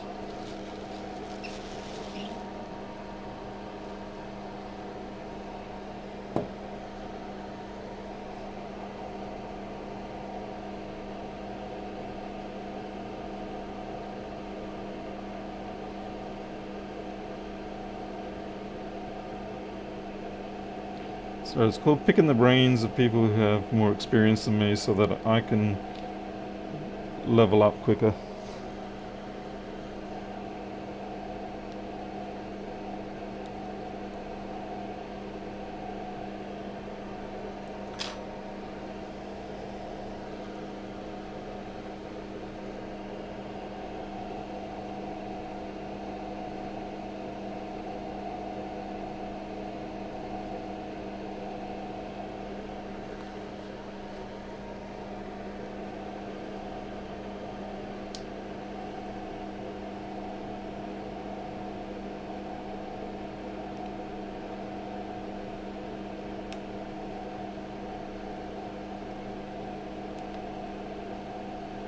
It's like, sure, I can replace the screens, but I'd like to do better.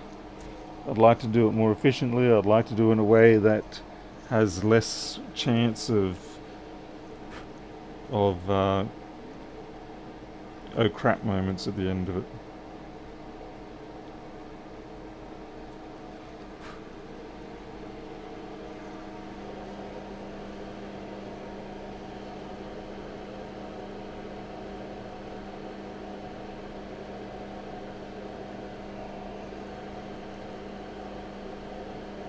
I hate iPads. Peel in advance. I'm really trying not to get dust. Oh, okay, yeah, alright. So basically what you're telling me is that it's gonna suck, no matter what. So just learn to live with it. Fantastic. Well, that's some sage advice, and really helps with the what do you call it? Self-confidence there.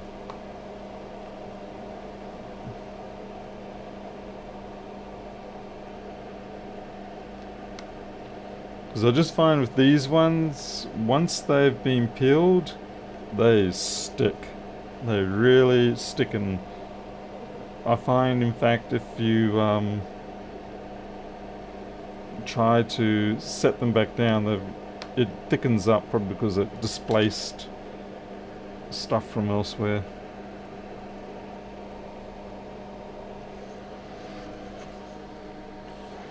Peel all the sides slightly. Okay, so you do sort of like the edge, pull out from the edge type behaviour. That's kind of what I was originally thinking of going. I just wasn't sure whether it was me being dumb or not. And by the way, I'm doing this to make sure I remember to peel off the inner layer.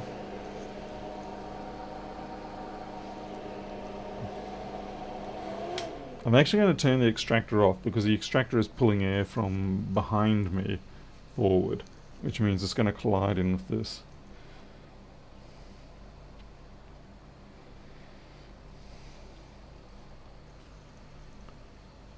Get someone else to do it. That's thinking. That's smart. Except then I don't get the money. Yeah, definitely. This is a 7th gen. Definitely worth repairing this. It's only 2018, I think. 2018, 2019.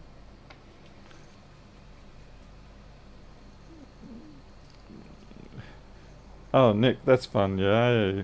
Yep. That's what I hate about customer stuff, is that you get lobbed with issues of the product that they don't understand why it matters.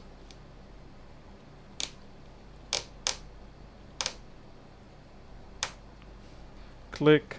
Yeah, I had to do the Rain Man thing. I don't have a rattling gun, so I just had to pretend my slipping Phillips head tip was close enough.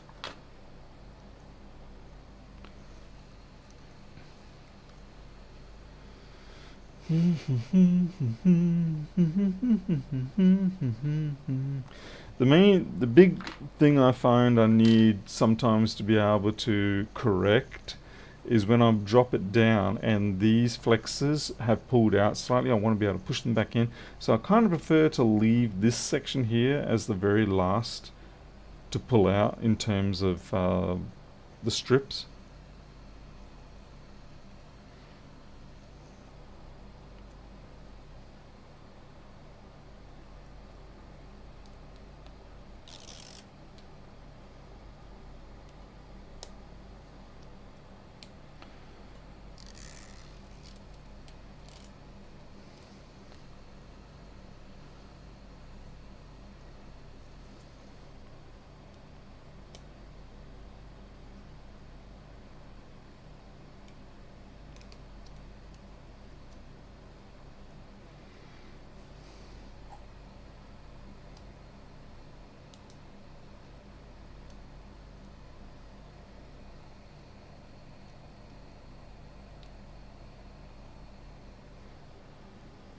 Okay, that's good.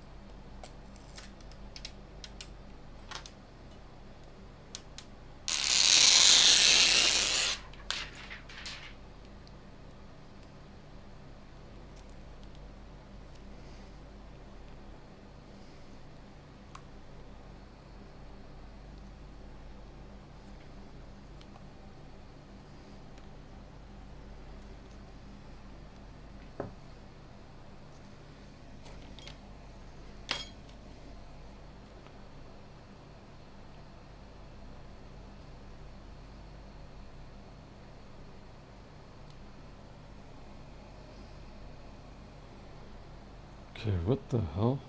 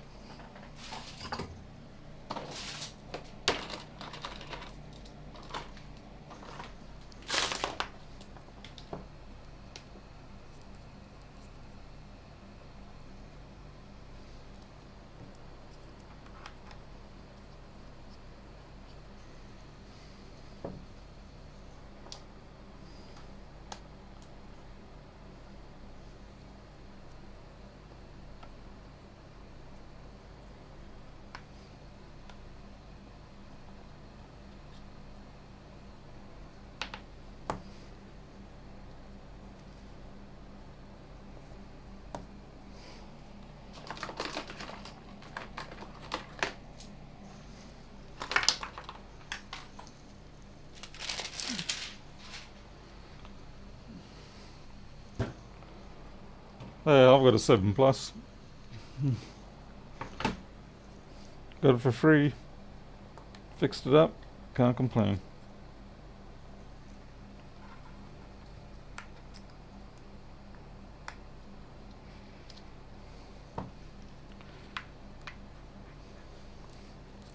Oh yeah, break the screen tool. Good on you.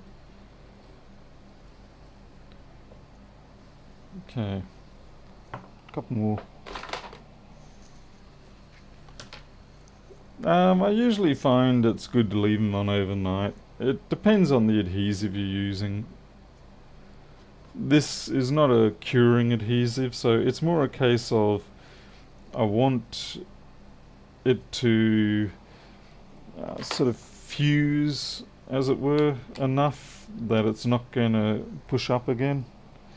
Basically, I have to sort of wait for the cables that I push down to become weaker than the retaining strength of the glue, or I should say of the adhesive. We're about to find out if it powers up.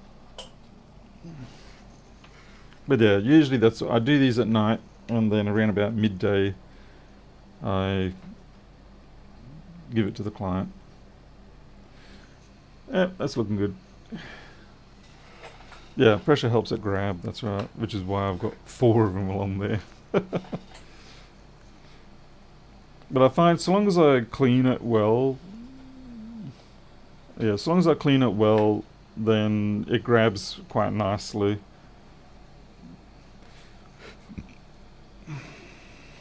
Okay, so yeah, so we'll leave that. It's a 51% charge. What's it charging at? What? 0 amps charge? Oh, that's not good news.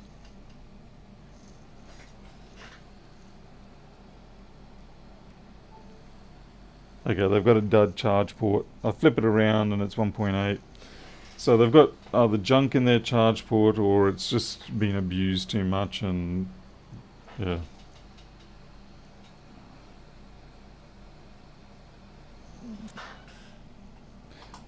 Alright.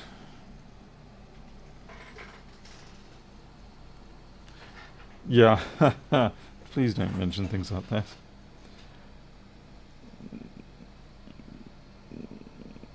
I actually need to make myself a low dust hood. Not like hard drive recovery sort of thing, but just low dust. And thinking about it, it really shouldn't take too much, because you don't need a massive amount of airflow. You just need enough filtered air that's going to provide a positive pressure so that Yeah, the air's being pushed out. In fact, in some ways, having less airflow is more beneficial because you're not creating a lot of turbulence. You just want enough so that it just flows out rather than letting dust particles in. So I'm gonna make one of them. I know you can get them cheap enough, but I want to make one because, you know, that's just what I do. Why buy an air filter when I can just make my own? That's what it comes down to, really, with me. Okay, what have I got here? LCD fracture. I don't want a fractured LCD. That's no fun. What do we got? Computer is not complete startup. That's probably going to be touch bar. You're gonna be touch bar. You're gonna be touch bar.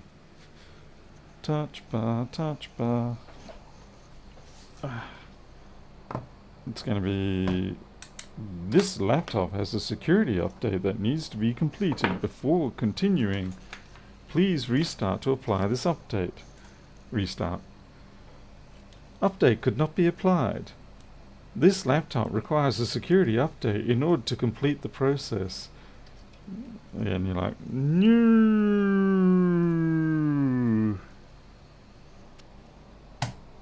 Yeah.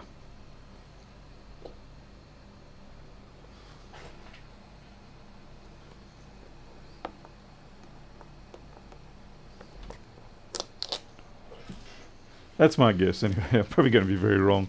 It's probably going to be something like just a bad NAND, or yeah, just to make my life difficult. Hey, sweetie. I'm going to bed. Okay. Everyone's in except for Milo. Oh, where's he? In his usual spot. Okay, that's fine. Yeah. What is that? Fly. Ew. Okay. Oh. Alright. Okay, so is everything locked or they're just all inside? It's all locked. Sorry? It's locked. Locked. Okay, so Mo can't come back in? Alright, okay. Maybe I should go grab him.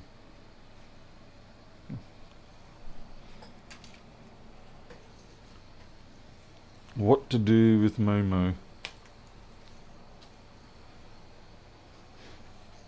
I'll just go see. Hello, Key. What are you doing?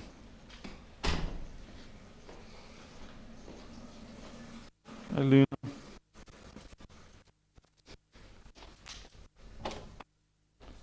Oh, in? You want to come in?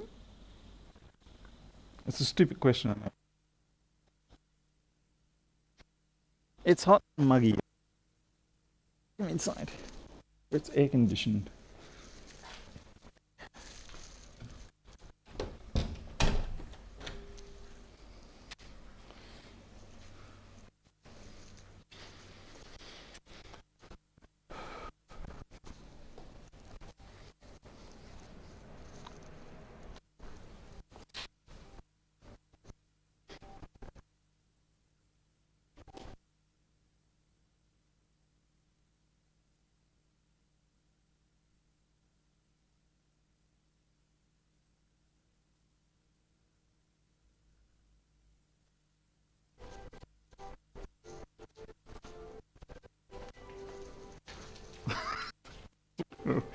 Really left. Yeah, there's you seen the moon tonight? Just like it was like I was just spooky. That's it. standing out there with them. Yeah. It was really nice. Oh well, I bought Mo in, so.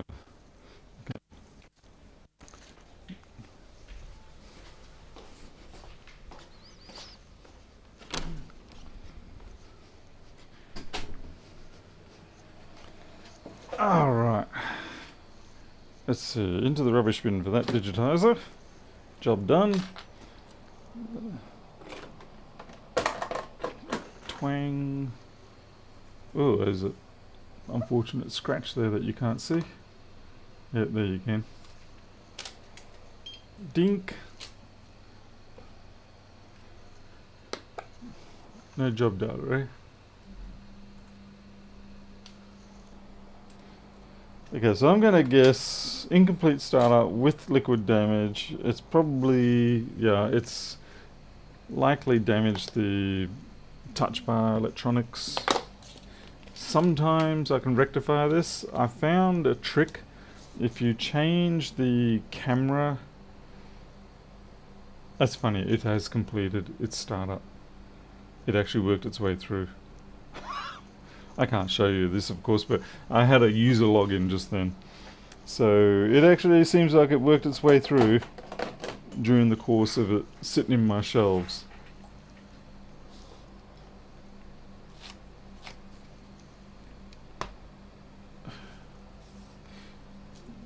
Loki is obviously named after the god, trickster god Loki, Norse god, whatever.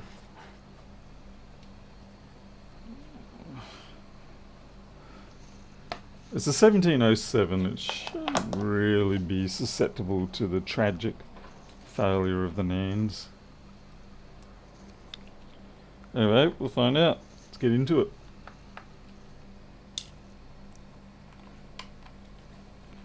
At least the 1707, yeah, in spite of it being a 15-inch size, it's still a manageable mainboard. You don't have to do all sorts of crazy tricks to get it reinstalled like the latest ones with the 1700 board.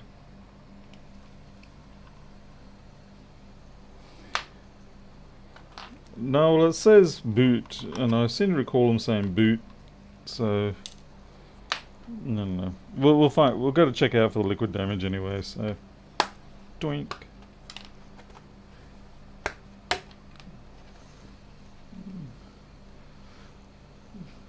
Your name in chat is the proper name for Loki. Oh, okay. Thinglan. Like, I was going to say, I don't have enough strength to open that damn thing up. What board have we got today? I can see it there. I can see that there's a number there, but I can't read it. I is the blind. Oh, I just realised I need to put this away. I'm trying to be a better person. I'm putting tools away and cleaning my workbench and things like that after I'm done. Yeah, after I'm done using it.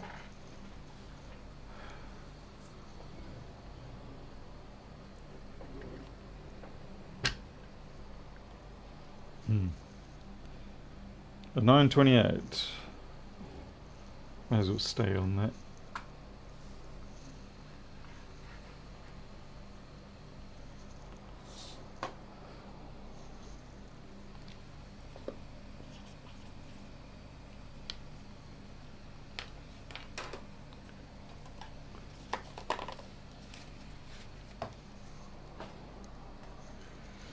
Okay. Don't need your glasses for this pull.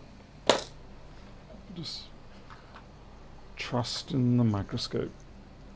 Search using the microscope.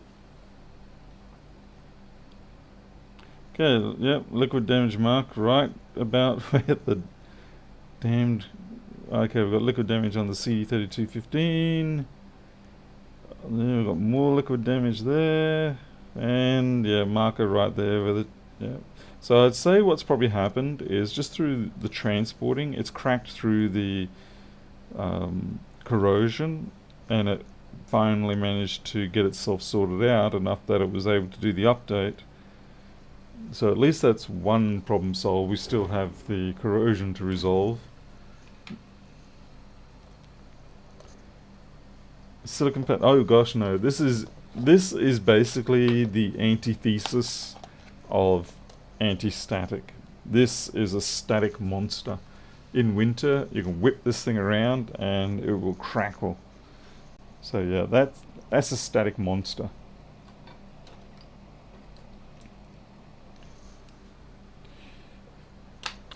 I do not subscribe to the Church of ESD very much.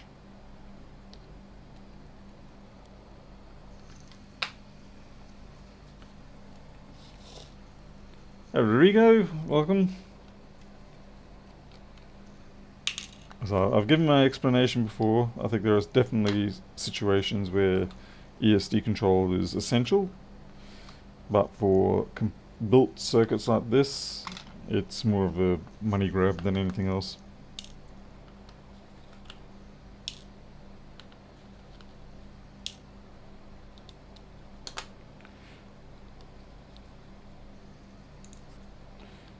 They're just feeding on your fears of being a killer.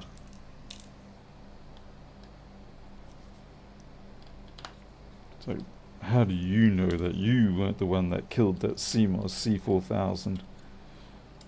Was there anyone else in the room? No, it was just you.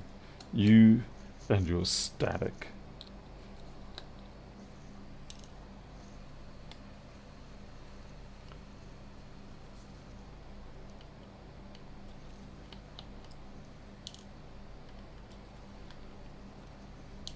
Yeah, for assembled circuit boards, very hard to get static to do real damage to them.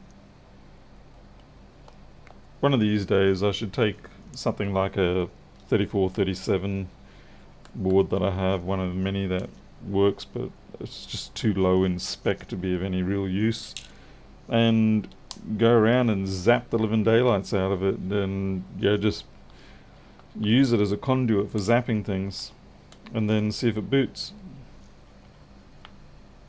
Ah, Electro Boom already. Ah, well, that. Damn it.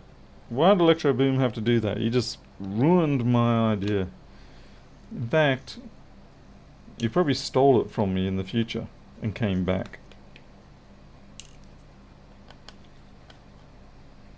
Can't believe it. You stole my idea.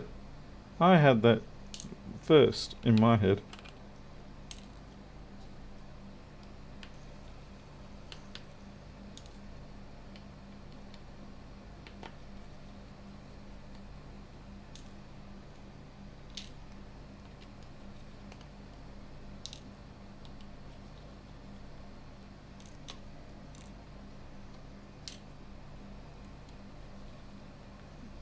There's definitely a lot of screws in this laptop still.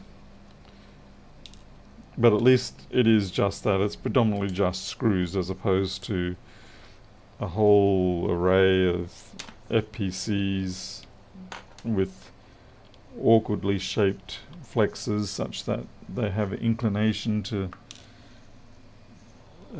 bend out of the way when you really want them to bend into the way and stuff like that. And LTT, what is it with these guys that do this for a living outthinking me? It's unacceptable. I have seen static reboot machines, but that's for a different reason. But yes, I have seen that happen.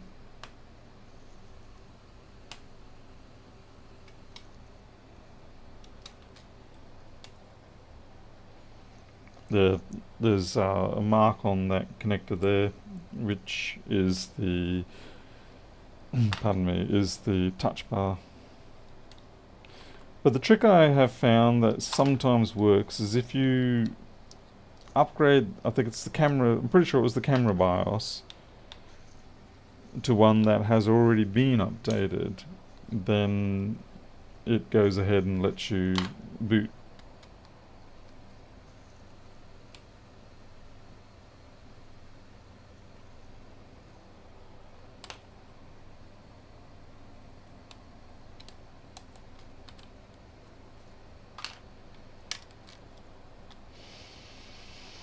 Right, I need T8.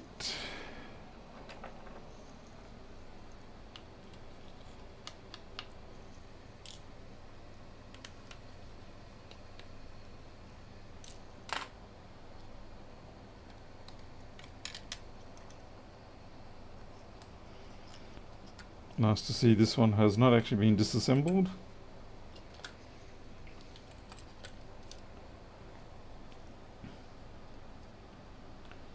Top connector seems okay. This bottom one has some corrosion on it, but not too bad. I think it's just a bit of mainboard cleanage that we need.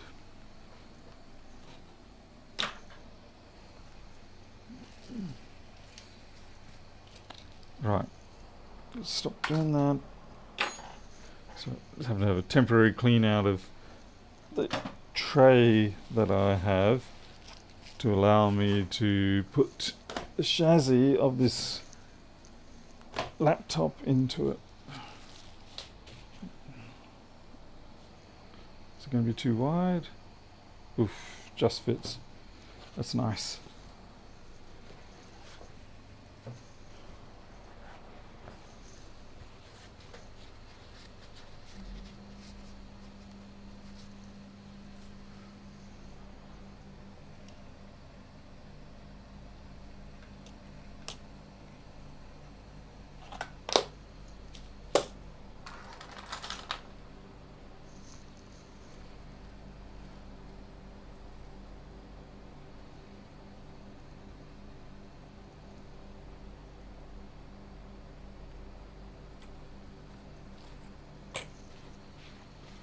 Thank you, Greg.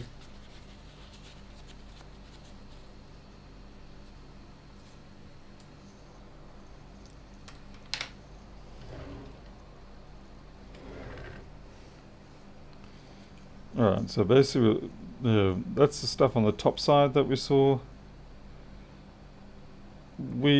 Since it is, oh wait, I haven't checked to see if it takes 20 volts. It might not take 20 volts. I'll do it after I've, but yeah, we've got corrosion down there as well.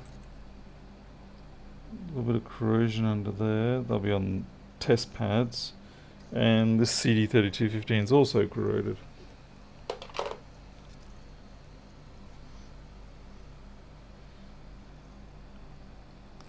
Oh, well, yeah, this is... I'm amazed. People whine about they think Macbooks drop dead on a single drop of water. I mean, yes, it can be done. But realistically, I mean, look at the amount of... the spread of corrosion here, and this thing still boots. So it's just people cherry picking.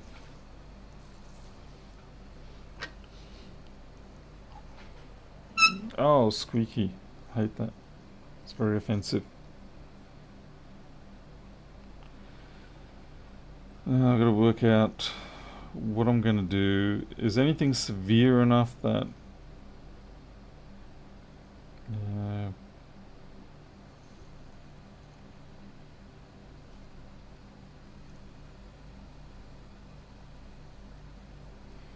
Miles, is that the one where you basically end up pretty much compressing the resistor, the new shunt current sense resistor, onto the board to make it stick? Wasn't that like 2 years ago now?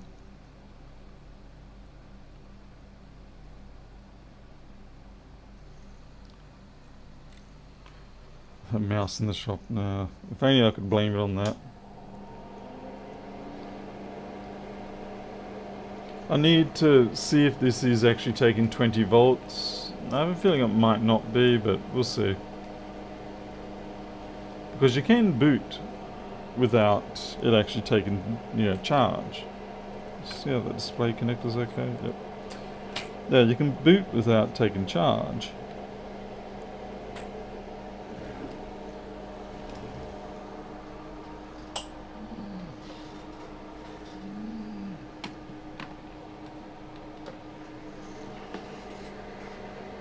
Oh, a few days old. Hey, welcome back, creature.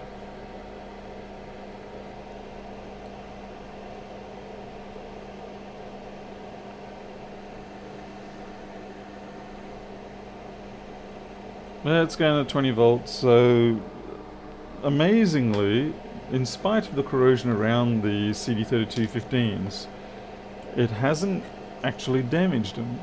Well, not yet to the point where they have to be replaced. So what we're going to do is we're just going to effectively boil them in flux. Likewise, many other parts on this board. And then give it a good ultrasonic clean. It's one of the few times where I will be judicious.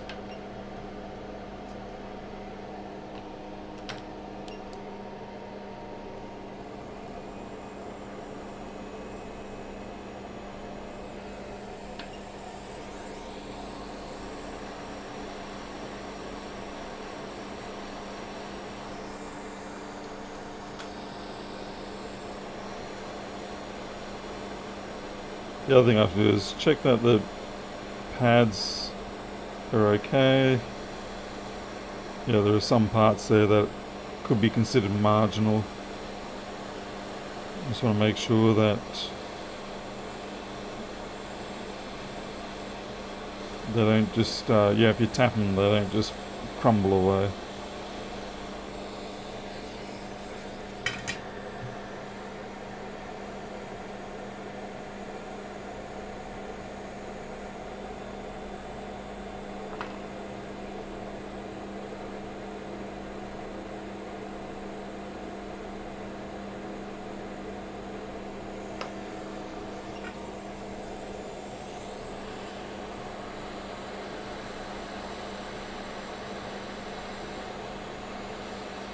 I mean, obviously, if I see anything that looks like it's...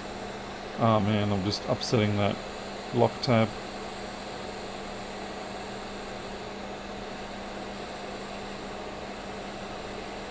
Yeah, that's reflowed. You got to be careful because there are nans under there.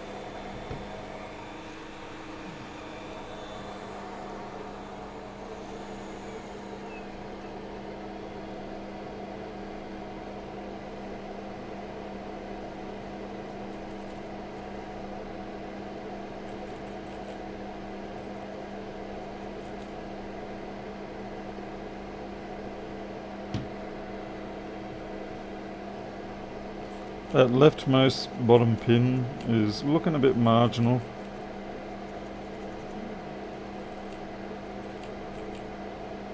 So I might have to try and liven that up. I suspect it's probably loose.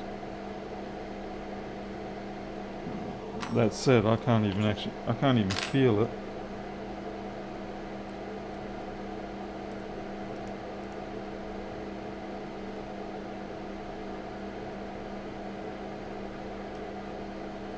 Yeah, it's loose. You can see how as I touch it, it wiggles. So we have to fix that up. Set blazing.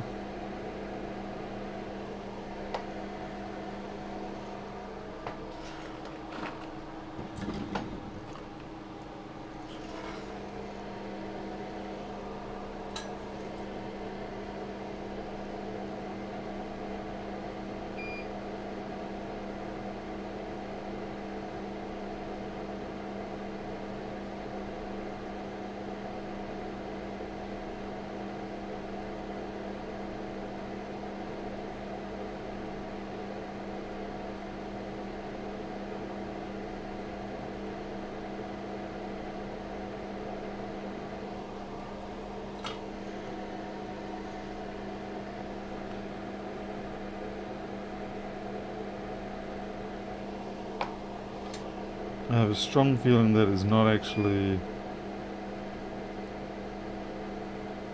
making contact.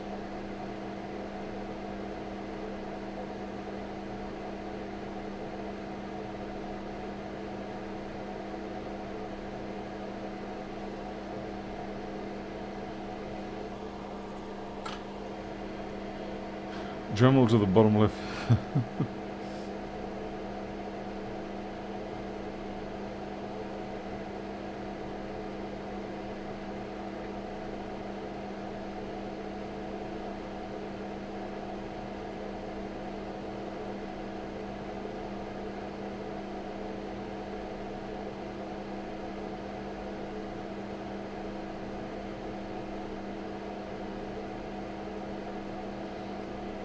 It feels like it is secured at the top now.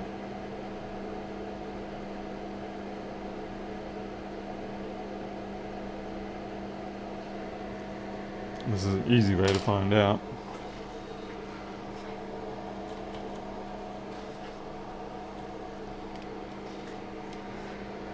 I already did scratch it under the pad. Yeah, that's fine. And that's a light touch.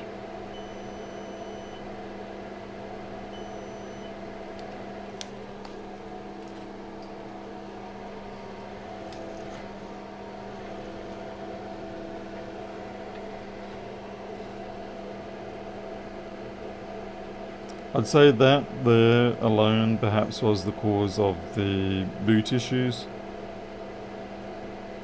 like with the security update.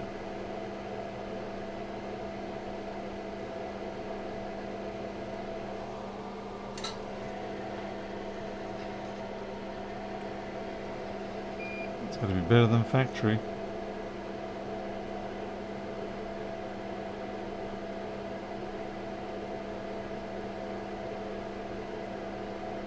Why does solder always end up on the wrong side of you that you want? Ah, yep. Alright. That's why I was picking around at it.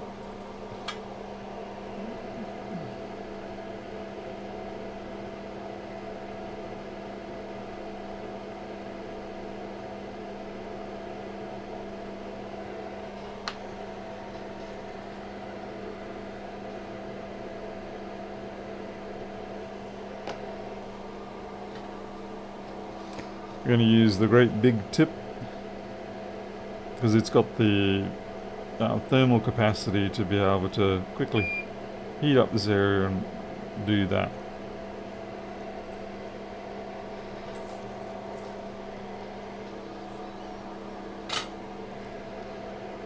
Okay, now I've got to find a replacement.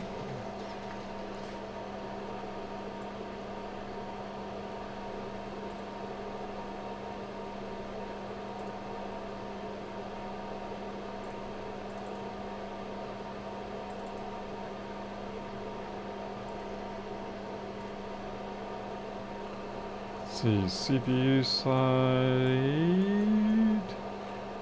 CC797. Oh joy! It's a little 3 picofarad 25 volter. Oh man! We went looking for these the other day. Oh, now I forget where I got them from.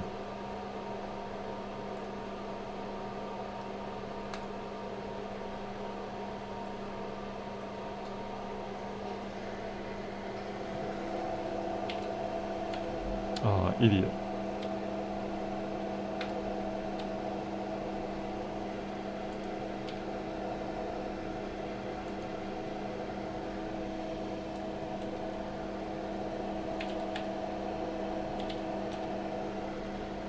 What?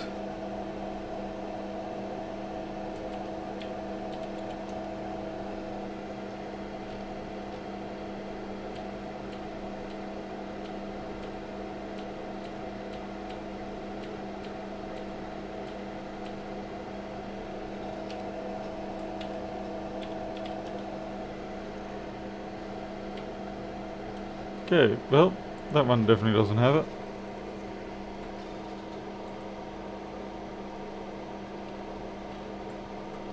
I was kind of hoping and dreaming there.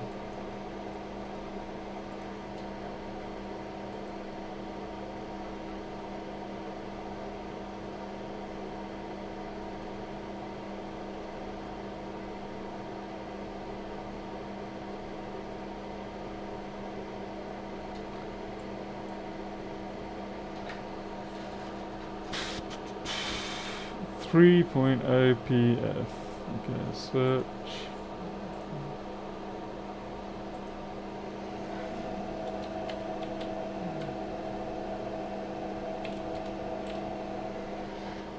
And we want 201.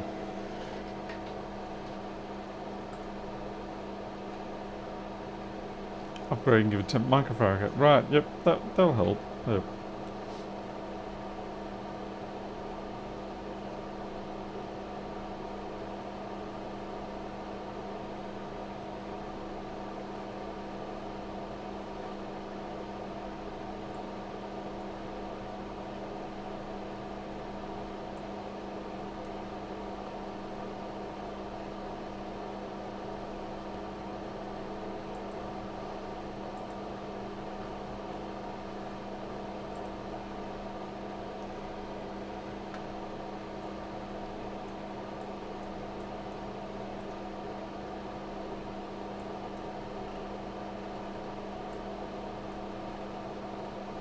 Okay, cool. I got plenty of those.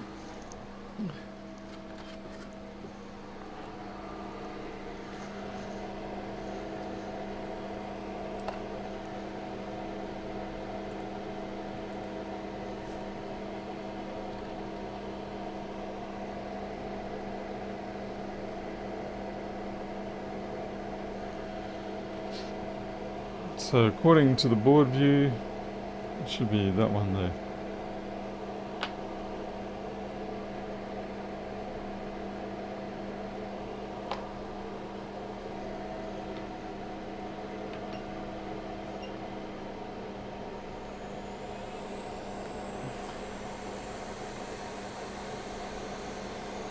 Creature, I don't like the cap kits or the resistor kits anymore.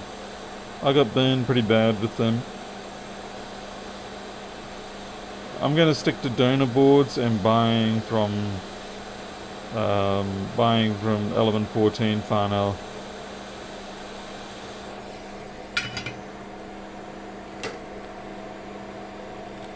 Four, that actually stunk, which is kind of weird.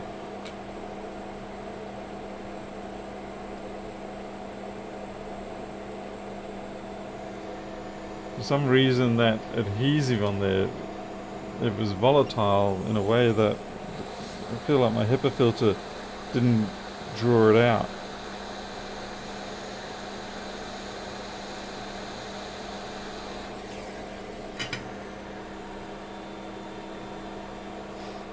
Yeah, it really hasn't drawn it out.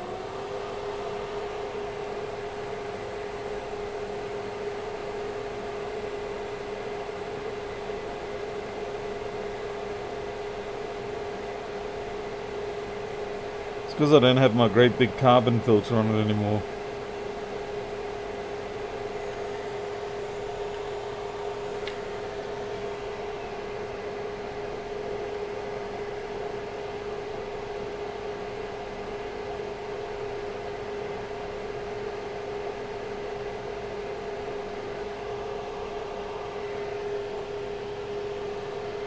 Because obviously HEPA is more particulate filtering, whereas the carbon is more gas. And there is a bit of carbon in this filter combination unit, but it's not to the same degree as what I had in my other one.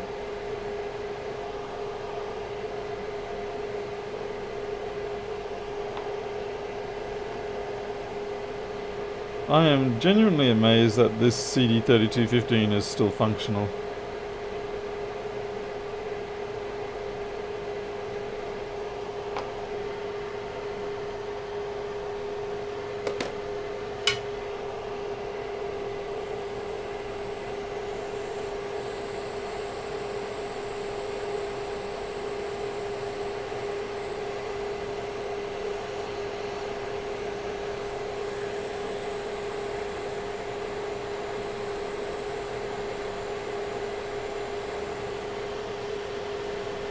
Hey JCT, I was going to say something to you today.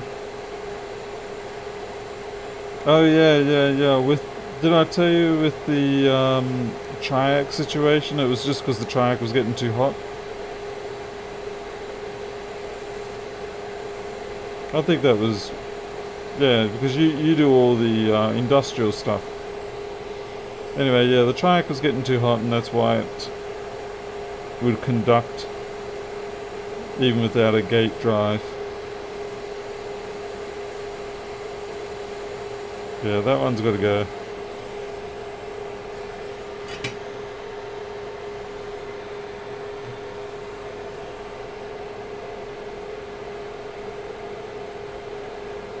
There's also junk under here.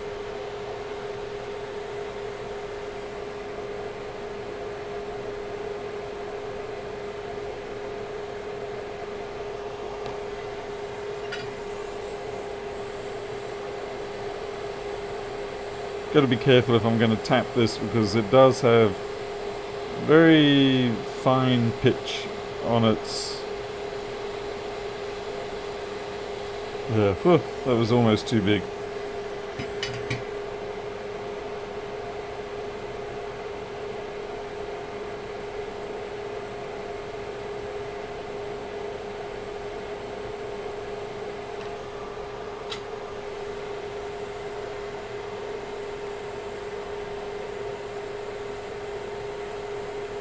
That's right, Paul. Yeah, the old one had the heatsink on it.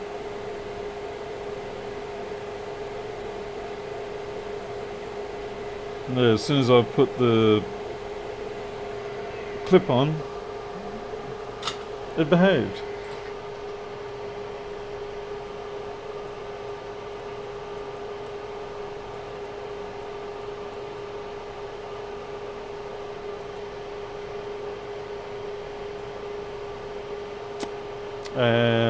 That cap that we took off is a itty bitty little 12 picofarad.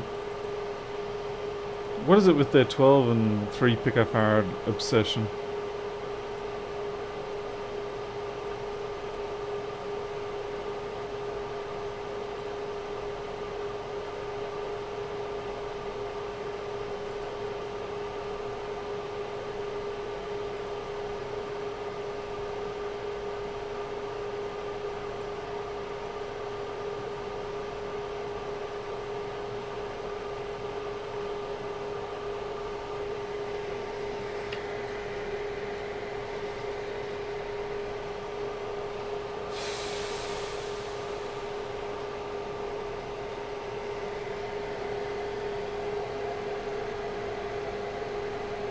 Okay, that one there's a 12 picofarad, but it's already slightly damaged.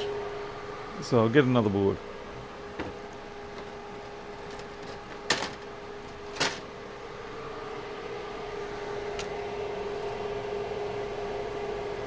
Okay, that one's better.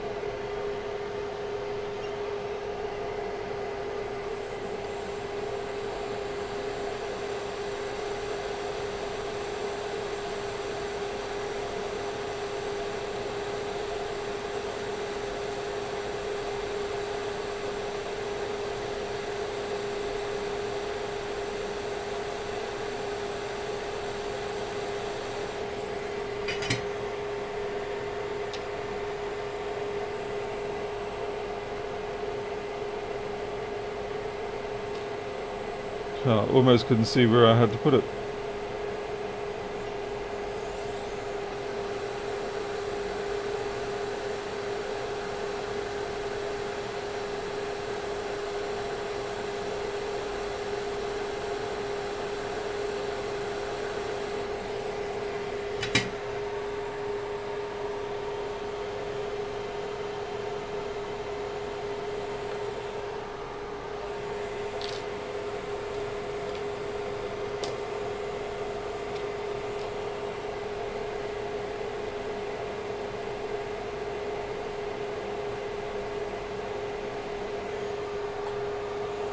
Oh damn it, my ultrasonic cleaner has already cooled down too much. That's unfortunate. Okay, I'm just going to see if I can spot any more notable issues. Looks like it's all just on that one side.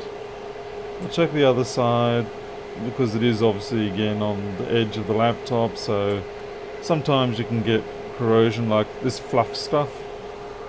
It's a pretty classic sort of creator of corrosion. No speak. Yeah, when fluff gets into these machines, they lay the groundwork for corrosion to develop. Mostly because what will happen is the fluff will develop condensation. And once the condensation develops, then that's when the corrosion develops.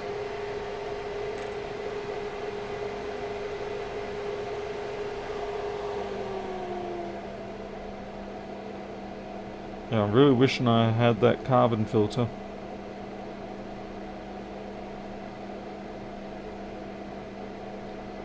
Alright, I think we'll give this a test.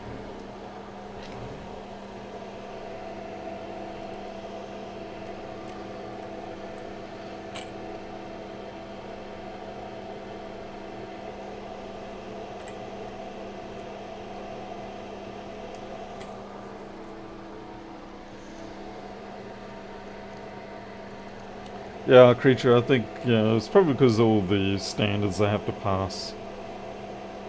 Because, I mean, you're right, yeah, 90% of the time those little puff caps Alright, we've made things worse. We've got no charge current. Oh yeah, there we go, 1 amp. Phew. Jeez, talk about make a man panic.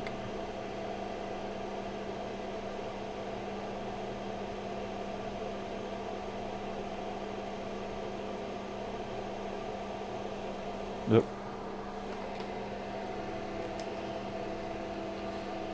Okay, now I have to check the connector in the chassis itself. Just need to put down some paper so that I don't get too much flux on the back. Hey, full wave, you're in late.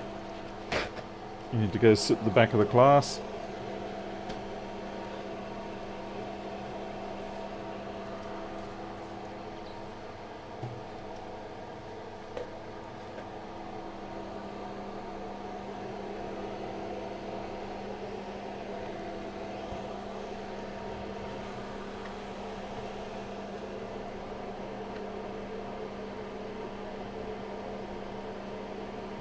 Yeah, you can see where the water was just starting up there. I think if we just wipe that down with some 80-20, 80-20 should do the trick.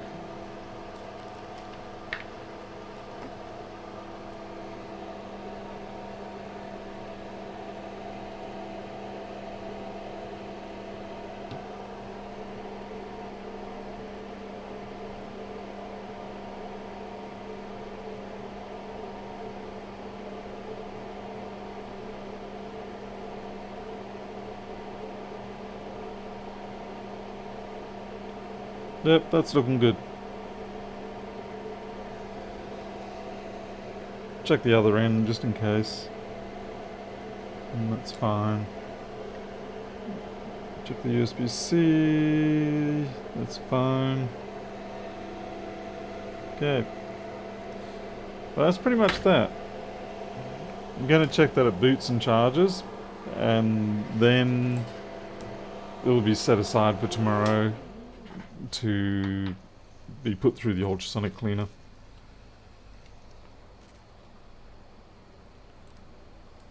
Ugh. It's so messy.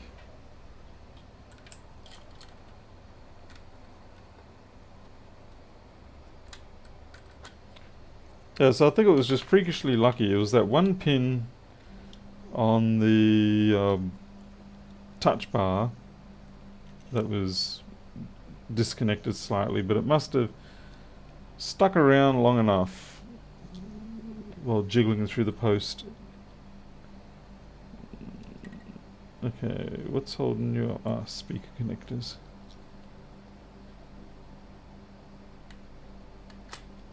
Okay.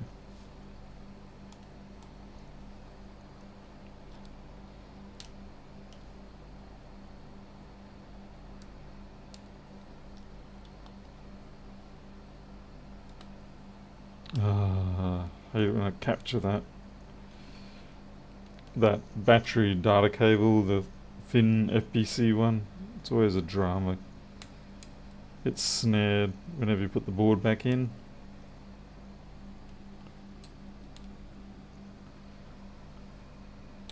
Okay, come on, there we go. Right, we need to check the battery charging too. They'll let us know that the ISL has not been damaged during the process.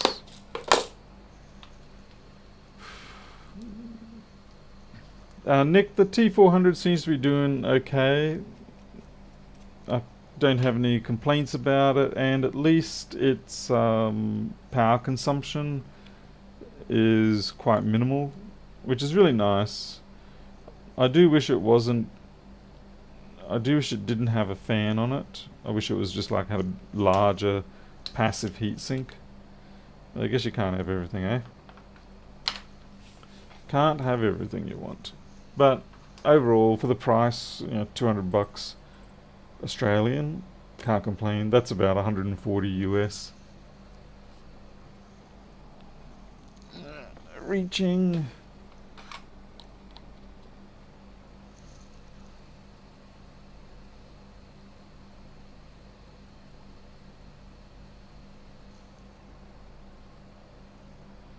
Okay, 20 volts, we have an Apple logo. And they went straight into proper boot, so that's good. And I'm charging at 2.7. That's good. I'm just going to see if I've got a password for this one.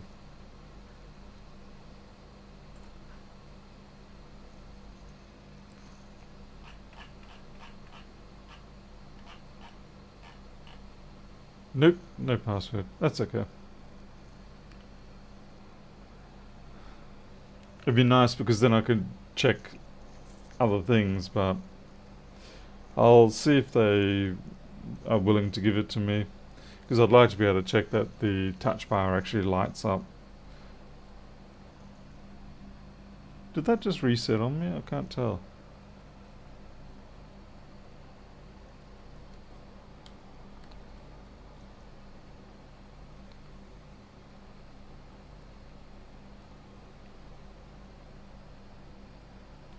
Seems good for tonight. Alright, we'll leave it at that. Time for me to finish up, get some Z's, since I didn't get that many today, because I had a surveyor in first thing this morning. Let's see. Hey, yeah. This is the look of a man who needs more sleep.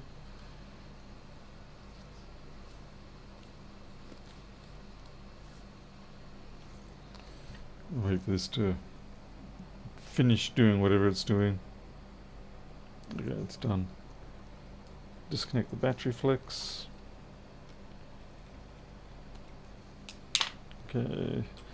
I'm just going to take this board out actually.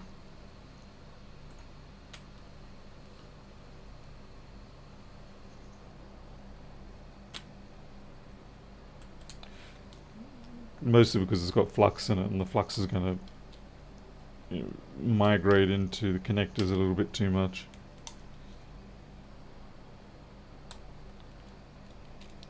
Okay.